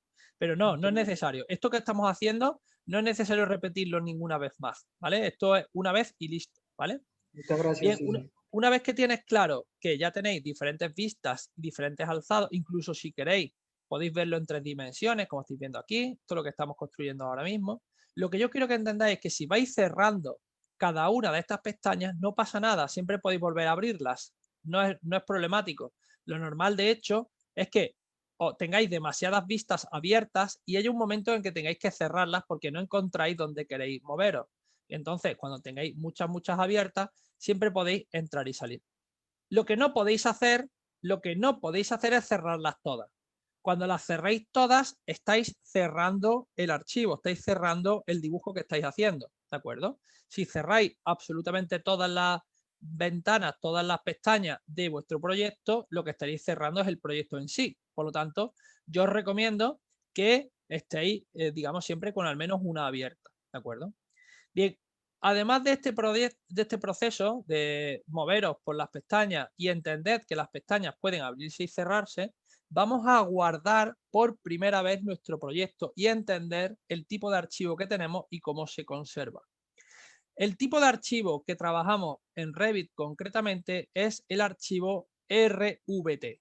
Cuando nosotros le damos aquí a guardar como, podemos guardar un archivo que estemos trabajando de varias maneras diferentes. En total son 5, aunque en realidad una de ellas tenemos que decirlo desde el principio que es una familia. Me explico. Podemos guardar el modelo dentro de la nube de Revit. Nosotros, por la licencia, por el usuario que hemos abierto, se nos abre automáticamente una especie de Dropbox o una especie de archivo en la nube que nos permite guardar el archivo online. Yo esto en principio no os recomiendo que lo uséis porque os va a dar mucho más dificultades que facilidades y por lo tanto os recomiendo que esto no lo hagáis así. Os recomiendo que guardéis siempre un proyecto, ¿de acuerdo? El proyecto es lo que estamos haciendo, consiste en guardar esta información que estamos haciendo para utilizarla más adelante. Este proyecto, cuando lo guardamos, se guarda en la extensión RVT. La extensión RVT o la extensión Revit, pero sí, la E y sin la I, es la extensión por defecto que utiliza Revit, ¿de acuerdo?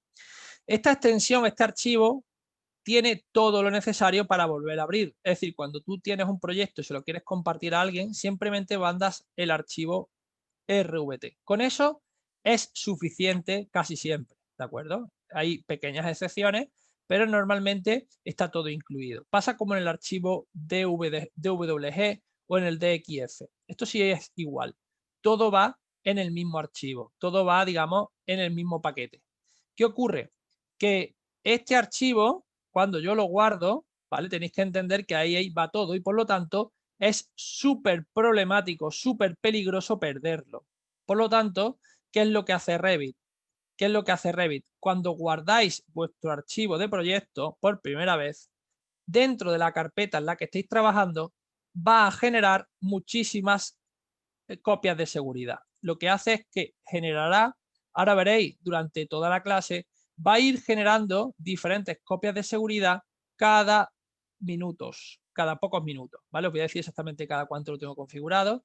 Aquí en archivo, en opciones, archivo opciones, podéis configurar el intervalo, ¿vale? De guardado automático. En este caso, tengo el guardado automático, ¿de acuerdo? De 10 archivos automáticos al día y digamos que tiene guardado cada, un segundito, tengo que mirar, esto era, tengo que mirar cuando está el guardado automático, que esto ya no me acuerdo dónde estaba exactamente, pero vamos, lo tengo puesto por defecto, parece que eran 5 minutos, pero vamos, no te lo sé decir con seguridad. Está el intervalo de recordatorio para el guardado cada 30 minutos y la eliminación de archivo diario cada 10. Vale. Y vale, yo creo que en principio está cada 5 minutos, pero vamos, ahora después lo digo con exactitud, ¿vale? Porque estaba por aquí y lo han cambiado, esta versión 2021 han cambiado la posición de donde aparece el apartado de guardado automático, pero vamos, yo simplemente lo que quiero que entendáis es que os va a guardar dentro de esa ubicación muchas veces el mismo archivo, ¿vale? Muchas veces el mismo archivo.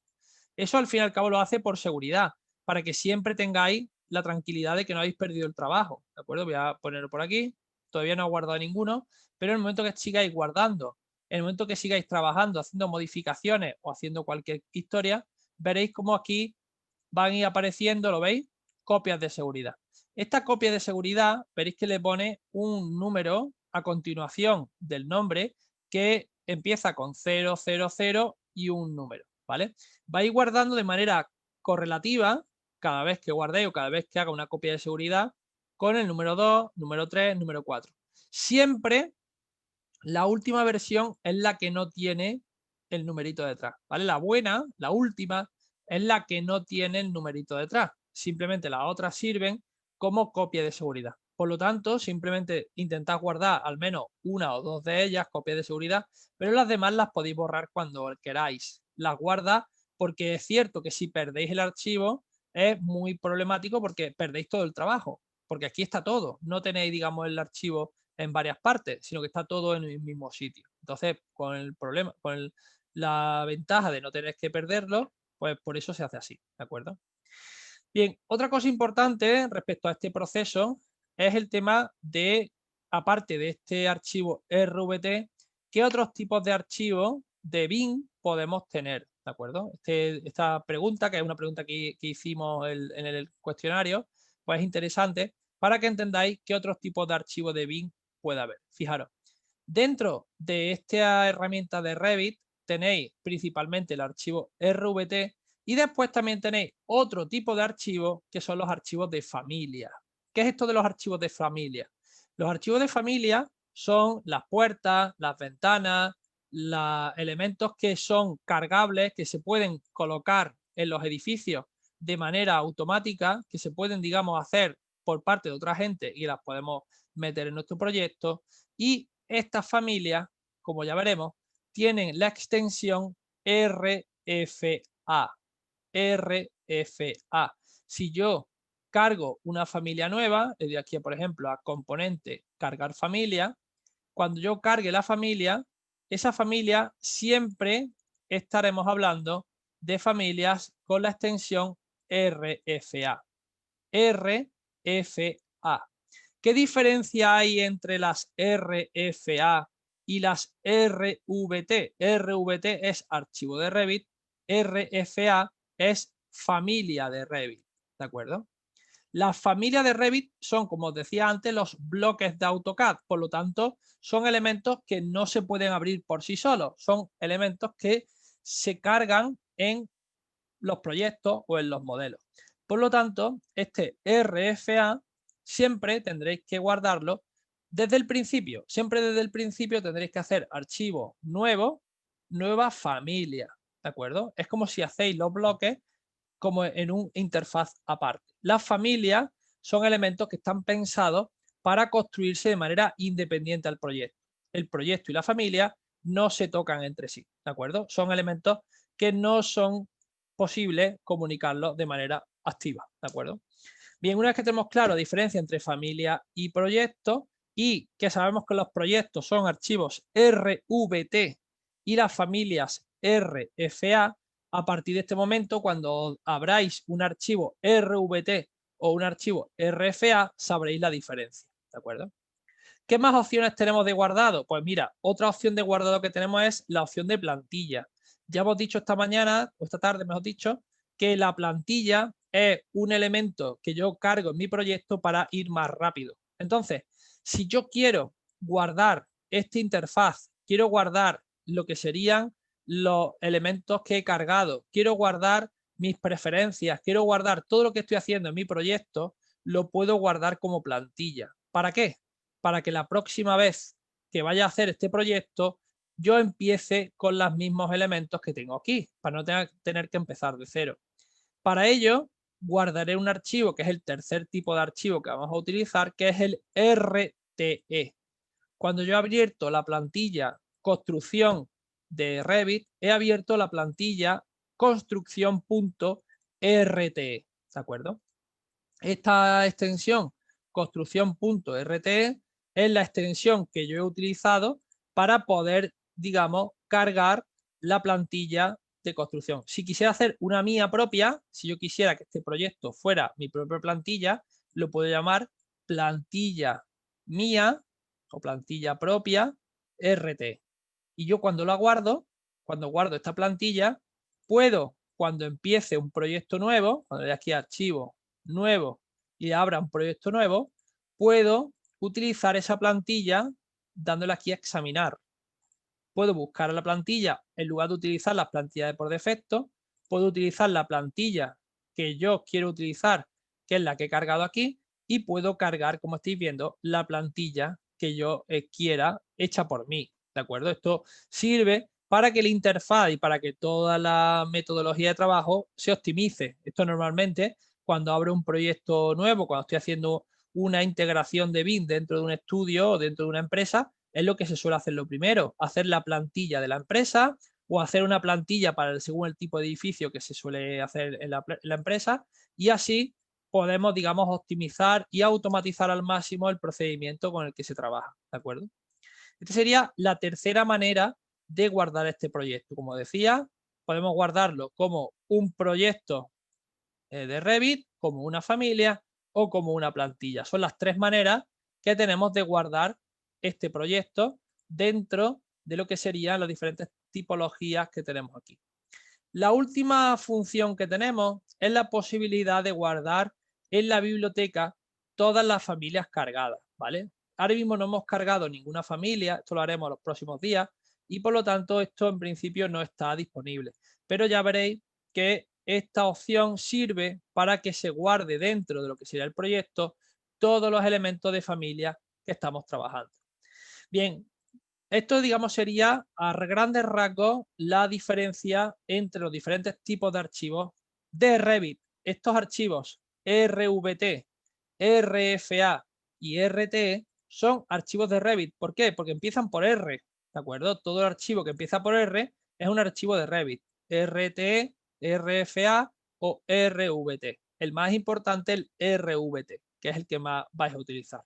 Pues bien, una vez que tenemos todo esto claro, una vez que tenemos todo esto ya más o menos aprendido, ¿qué otros tipos de archivos en BIM existen? ¿De acuerdo? Es decir, si me mandan un archivo en BIM, ¿qué más archivos puedo utilizar?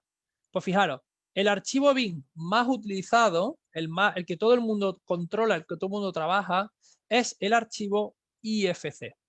El archivo IFC es el archivo similar al archivo DXF en CAD.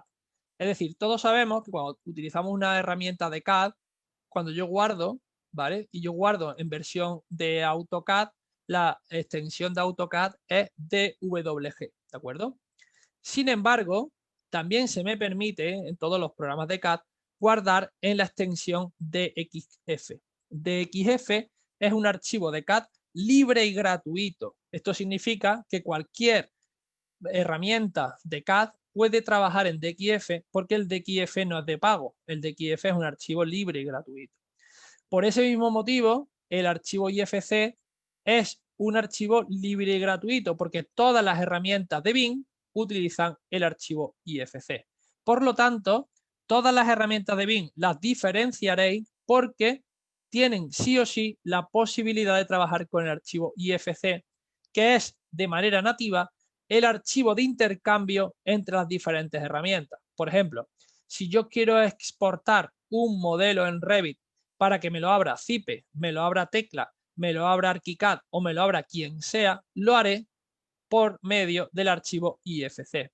El archivo IFC no es perfecto, perdemos mucha información por el camino, perderemos materiales, perderemos elementos nativos, perderemos cositas que solamente están en Revit, pero sí es cierto que lo que es la construcción principal, lo que son los datos importantes, sí aparecerán en el apartado correspondiente. Sí me lo podré, digamos, llevar hacia otros programas, ¿de acuerdo? Entonces, siempre que veáis aquí el logo de IFC es porque el programa es compatible con BIM, ¿de acuerdo? Por ejemplo, herramientas muy utilizadas aquí a nivel español como Cipe, veréis que tiene mucha información que es compatible con IFC. Veréis el logo este de los 4 anillos en todas las herramientas que utilicéis, incluso en herramientas de cálculo de estructura, herramientas de cálculo de instalaciones o en otras muchas herramientas los cuales este programa sí te permite importar modelos de BIM desde un proyecto de BIM, ¿de acuerdo? Aparece este logo IFC que significa intercambio entre diferentes herramientas de BIM, ¿de acuerdo? Esto es lo que normalmente te encuentres siempre mediante el archivo IFC, que es el archivo, digamos, importante o el archivo que realmente sirve para el intercambio, ¿de acuerdo? Entonces este archivo IFC es muy importante que sepáis que es un archivo, también un archivo bin, y es un archivo también muy famoso y muy conocido y que tenéis que también saber que existe. Además, me gustaría destacar que evidentemente esto es solamente para Revit. Si trabajamos con ArchiCAD, el archivo de intercambio de la extensión, ¿de acuerdo?, de archivos de ArchiCAD, ¿de acuerdo?, es el archivo PLA, ¿de acuerdo? El archivo, ¿vale?, de proyectos que tiene Graphisoft, la extensión que tiene es la extensión PLA, ¿de acuerdo? Es la extensión, digamos, del archivo por defecto, ¿vale? ArchiCAD es la herramienta, digamos, la segunda herramienta, archivo nativo, también se llama, es el tipo de herramienta más utilizado y tenéis, como veis, el PLN y el PLA como archivos por defecto, ¿vale? Dependiendo si es un tipo de proyecto o si es el tipo de familia, ¿de acuerdo? Depende del tipo. También tiene el VPN, que es el archivo de backup, el archivo, digamos, de respaldo. Principalmente, el PLN es el que incluye los datos de modelo y vistas generadas, o sea, el PLN sería el archivo de RVT, o sea, PLN es el equivalente al de RVT, el PLA, ¿de acuerdo?, sería el equivalente a las familias, o sea, sería el equivalente al RVT, ¿de acuerdo?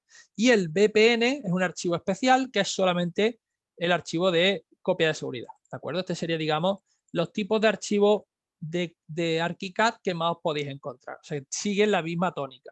Una versión para lo que es el archivo de modelo principal, uno de familia y en este caso tenemos también un archivo de backup, ¿de acuerdo? Además tenemos también un archivo de plantilla, igual que pasa con Revit, exactamente igual. Un archivo de plantilla, en este caso es TPL, pero vamos, es la misma historia. Y después otros archivos accesorios para líneas, para módulos y para librería. Pero vamos, esto es ya menos importante, ¿vale? De hecho, esto no lo hemos visto para Revit porque son menos importantes. Lo que sí, el PLN y el PLA son muy típicos. Bien, eso respecto a guardar archivos, tipos de archivos, etcétera, etcétera. Bien, lo último que vamos a hacer hoy, que nos va a llevar un poco de tiempo, es todo lo relacionado con cómo movernos y qué botoncitos tenemos por aquí y qué cosas tenéis que saber respecto a lo que queda de la interfaz, a lo que queda, digamos, de las cosas a controlar. Pequeños elementos importantes de cara al próximo día cuando empecemos a modelar para que no os liéis. Bien, vamos a ir poco a poco. Bien, lo primero que tenéis que saber, y esto es muy interesante, es que la escala de los dibujos se modifica aquí a la izquierda de manera muy fácil. En cada dibujo que yo esté, puedo cambiar la escala.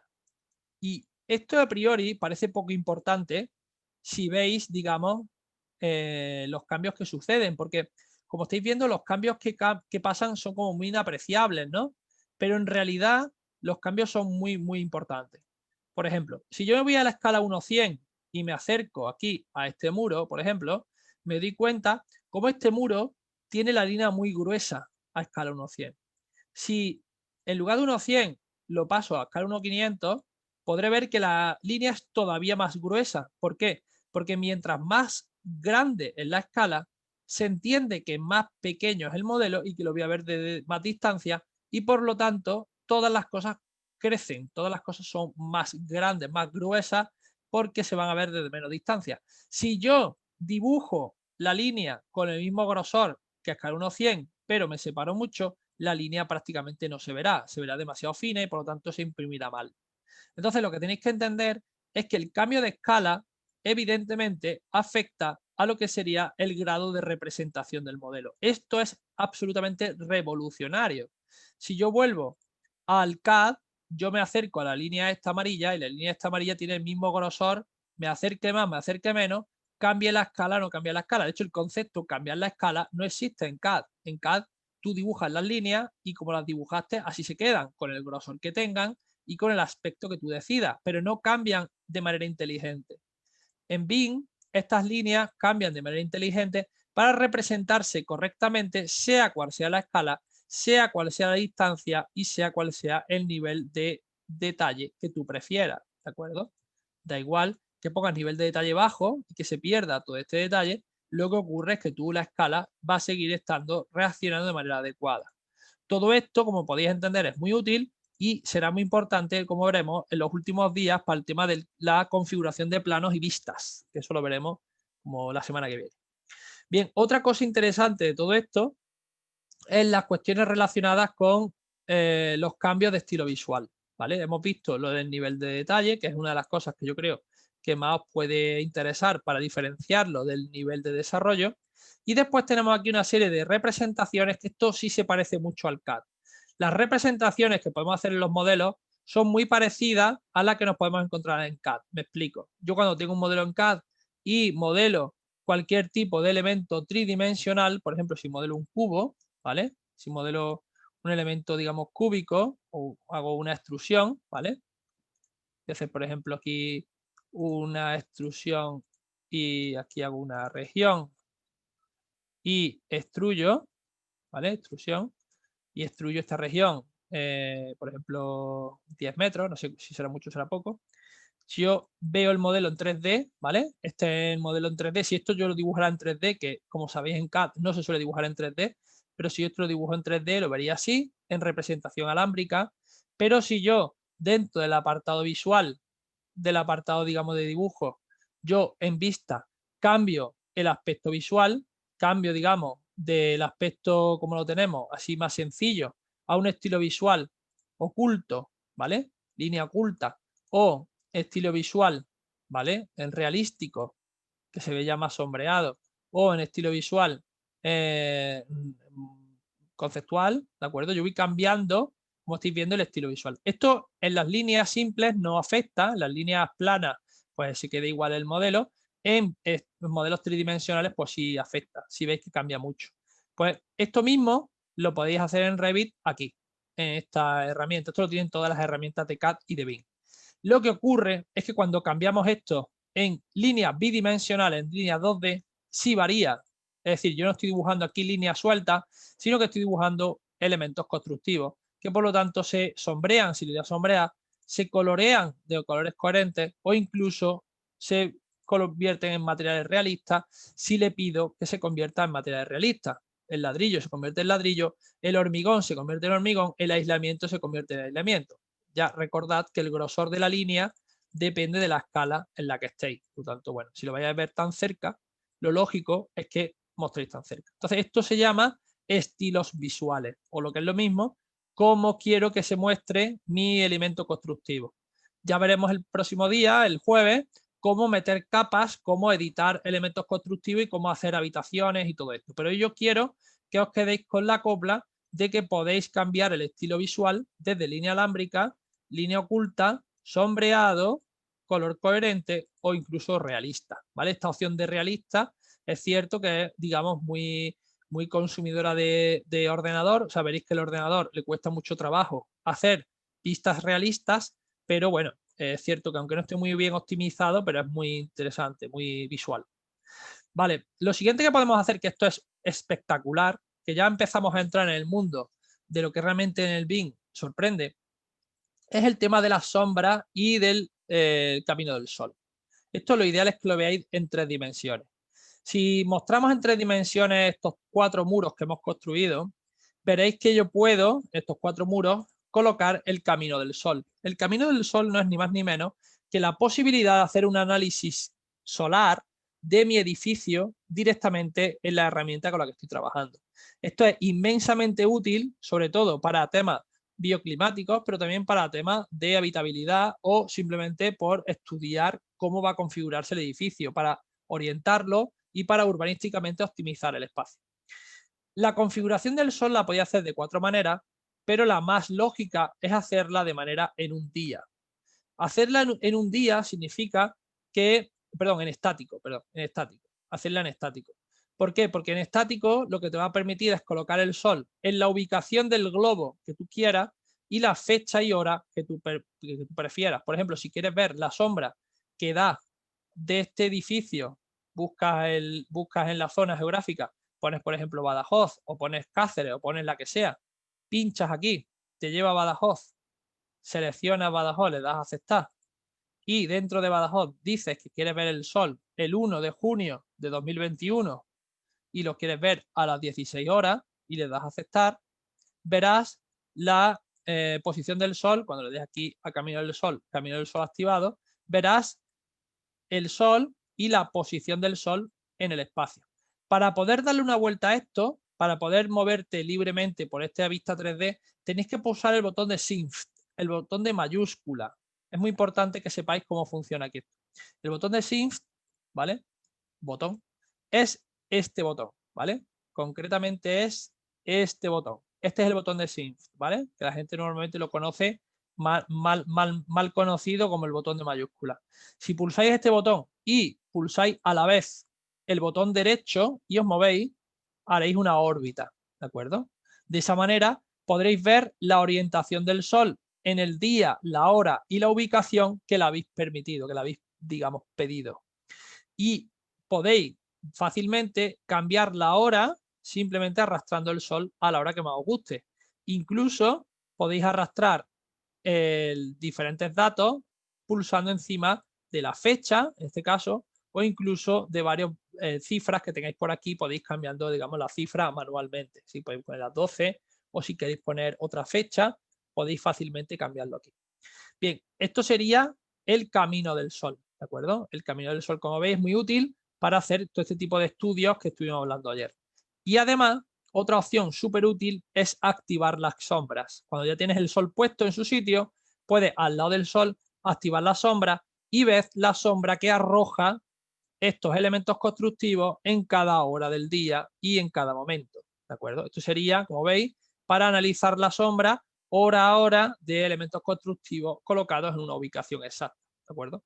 Esto que, como veis, es muy fácil de integrar, evidentemente, pues hace mucho más fácil casos como, por ejemplo, ver si hay sombras en un elemento que no puede darle la sombra, o analizar si realmente está bien orientada los edificios, si el voladizo está correctamente colocado, si tengo o no tengo sol en esa estancia o en ese espacio que iba a colocar, en el muro, en el puente, etcétera, etcétera, ¿vale?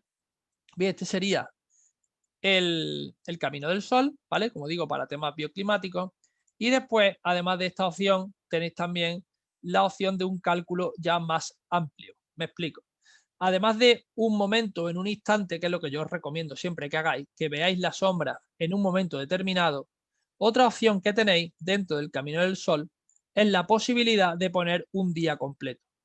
Cuando ponéis un día completo, ponéis desde qué hora a qué hora queréis que haga el cálculo. Eso significa que yo quiero calcular, por ejemplo, el 1 de junio de 2021 y los quiero hacer desde las 8 de la mañana hasta las 8 de la tarde, va a estudiar 13 posiciones del Sol. Cada hora va a ir, digamos, saltando de punto a punto, aunque puedo, como digo, ir bajando a menos cantidad de minutos para que haga más cálculos. ¿De acuerdo? Voy a hacer, por ejemplo, cada 30 minutos. Y quiero que me dibuje la sombra en la planta baja. A partir de aquí le puedo dar a aplicar y aceptar. Y a partir de este momento yo podré, dentro de esto, darle la vista previa del estudio solar. Podré hacer una especie de pequeño vídeo aquí arriba, un pequeño vídeo en el cual me vaya mostrando cómo va haciendo, digamos, el recorrido del Sol. Una pequeña animación que es lo mismo que hemos hecho antes, pero en este caso hecho de manera automática. Esto, como veis, sirve para hacer un pequeño análisis muy general de si va bien o mal la cosa, incluso si queréis hacer, digamos, una presentación de qué es lo que va a pasar en tu edificio, ¿vale? Todo, como veis, es súper práctico. Todo esto, que parece menos, no sé, como menos útil a nivel técnico, a nivel, digamos, de eficiencia energética o a función de sombreamiento, etcétera, pues puede tener sentido, pero tiene un uso, todo este tema del sol y de la sombra, etcétera, tiene un uso sobre todo también gráfico y estilístico, es decir, de estética principalmente. ¿Por qué digo yo que tiene un uso estético muy fuerte? Pues muy fácil, porque si realmente yo coloco alguna ventana por aquí, alguna puertecita por acá, coloco algún elemento constructivo que tenga cierto relieve, cierto volumen, ya iremos colocando el próximo día algunos más.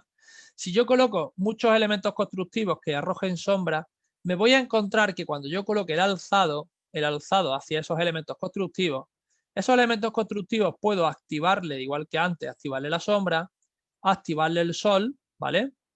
Configurar el sol para que esté en un día, por ejemplo, el día 1 de junio a las 15 horas, por ejemplo, perdón, estático a las 15 horas, y cuando lo aplique, ¿de acuerdo? Bueno, 15 horas está orientada al norte, voy a intentar que esto esté, que está, toda la fachada está orientada al norte, entonces no me vale.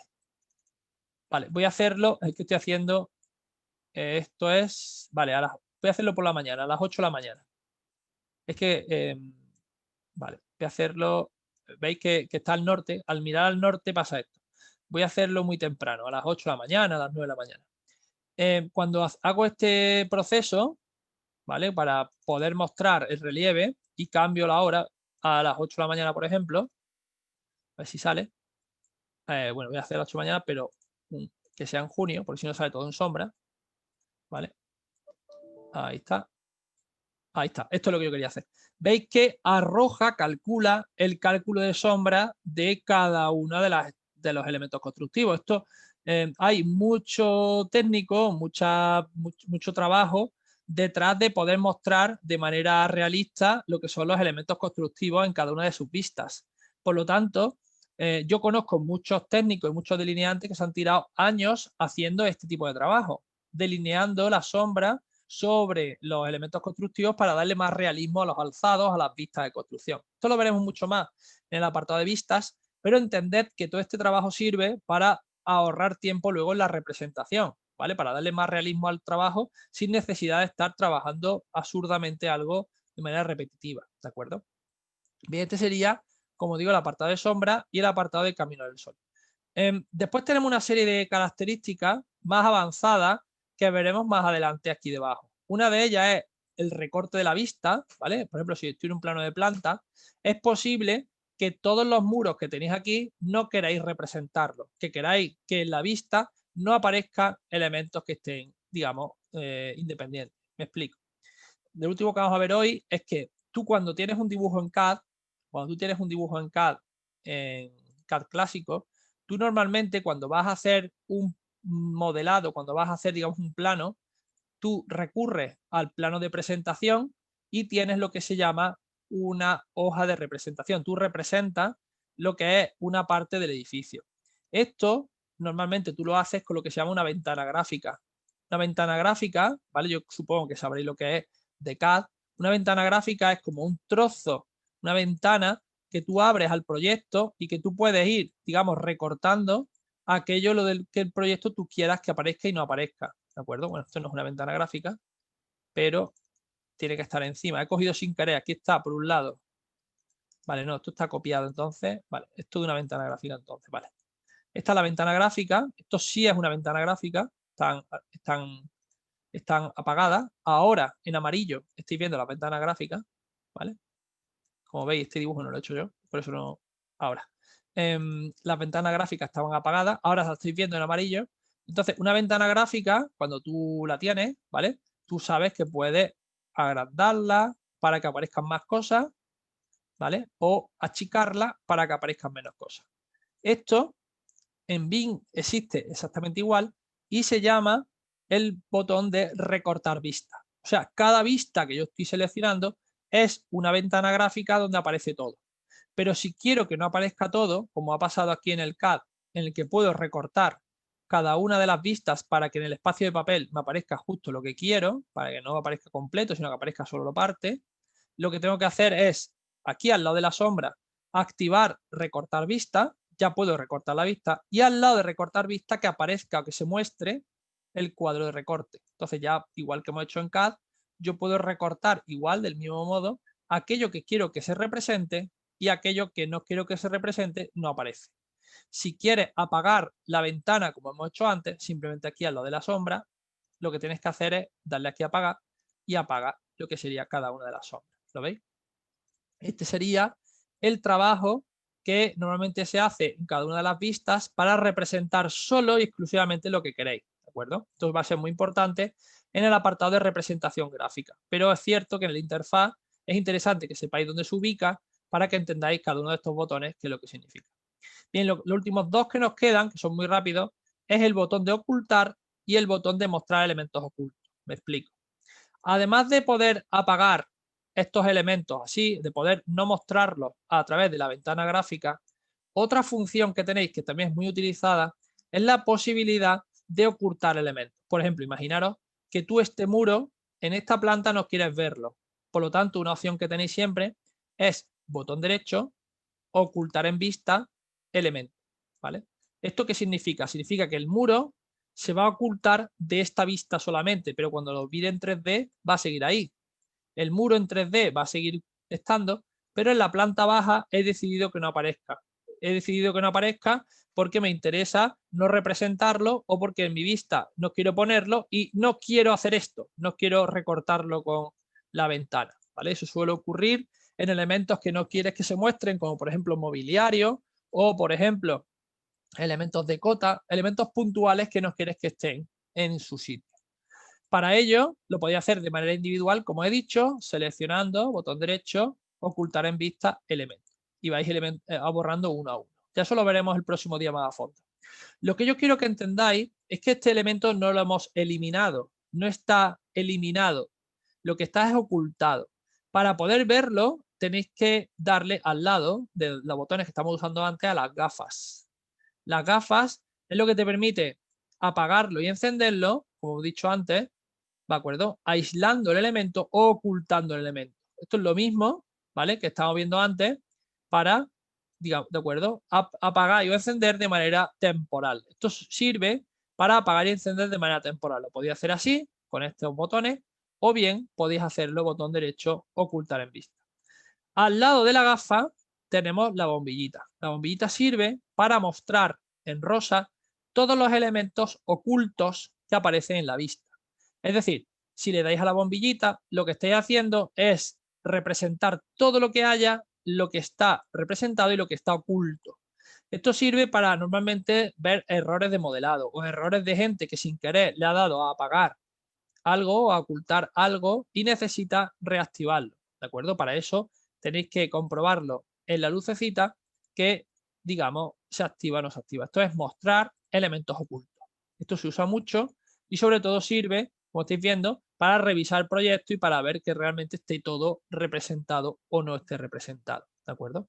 Esta es otra de las cosas más útiles que vais a ver, digamos, y que sobre todo en el caso inicial os podéis encontrar errores sin querer y os tocará seleccionarlo, botón derecho y en ocultar en vista, ¿de acuerdo? Mostrar en vista elementos, podréis, digamos, volverlo a la vida y en este caso igual, botón derecho, ocultar, mostrar en vista, elementos y ya lo tendréis todo, digamos, en su sitio, ¿vale? Esta sería, digamos, la manera más sencilla de que vuelva todo, digamos, a su sitio, ¿de acuerdo?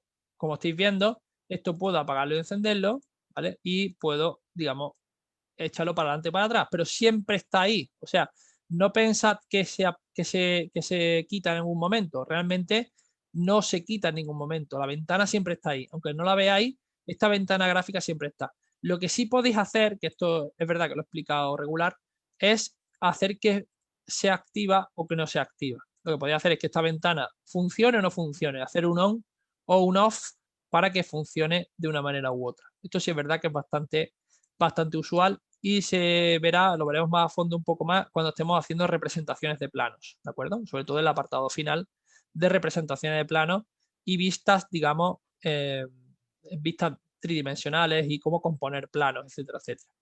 Vale, pues esta es la clase que tenemos preparada, ¿vale? Hemos visto del día anterior, sobre todo, lo que son los logs, ya la presentación la tenemos más que vista. Hemos visto también todo el tema de la representación, los diferentes tipos de archivos de BIM que hay, sobre todo nos hemos centrado en Revit, que es el más utilizado, pero también los archivos de tipo de CAD que tiene ArchiCAD. Y después, en el apartado de tipologías, es muy importante que entendáis el archivo IFC como archivo de intercambio entre los diferentes programas. Esto lo vimos el día anterior de manera muy general y hoy lo hemos visto un poco más práctico. Vale. Esto Carlos te lo puede decir. Carlos, mira, pregunta por aquí Raúl si se puede enviar el vídeo, dónde pueden acceder al vídeo, ¿vale? ¿Dónde pueden acceder al vídeo del día anterior para poder volver a verlo, ¿vale? Carlos lo puede decir.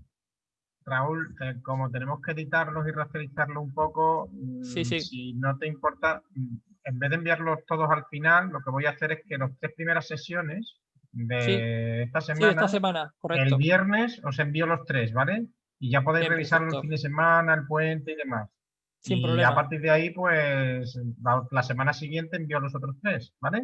Sí, sin problema. Pues ya está, esa era la duda, está más que resuelta. Y lo dicho, como visteis ayer, esto es un trabajo que se hace mucho, el tema de intercambiar información entre los diferentes tipos de archivos, entonces saber para qué funciona el IFC es importante.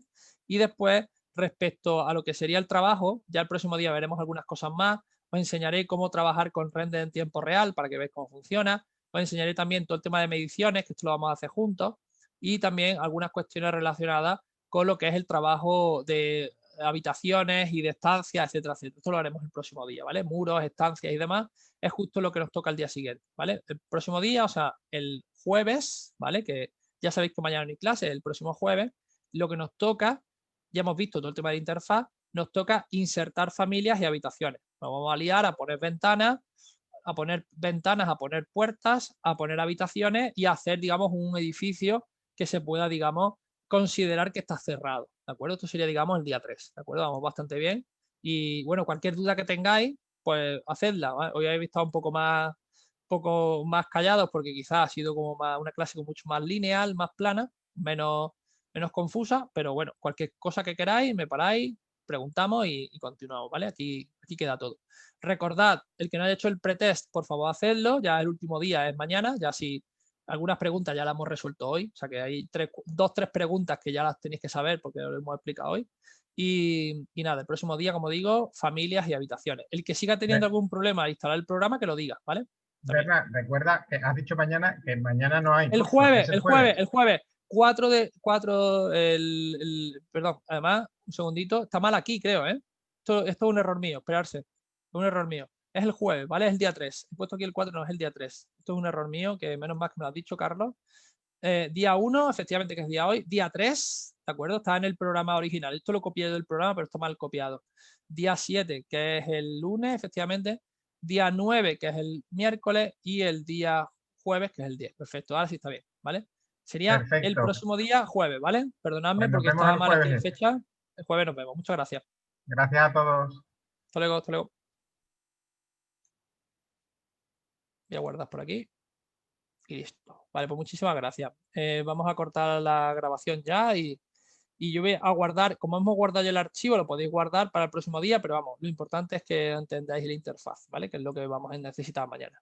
El jueves, perdón. Hasta luego.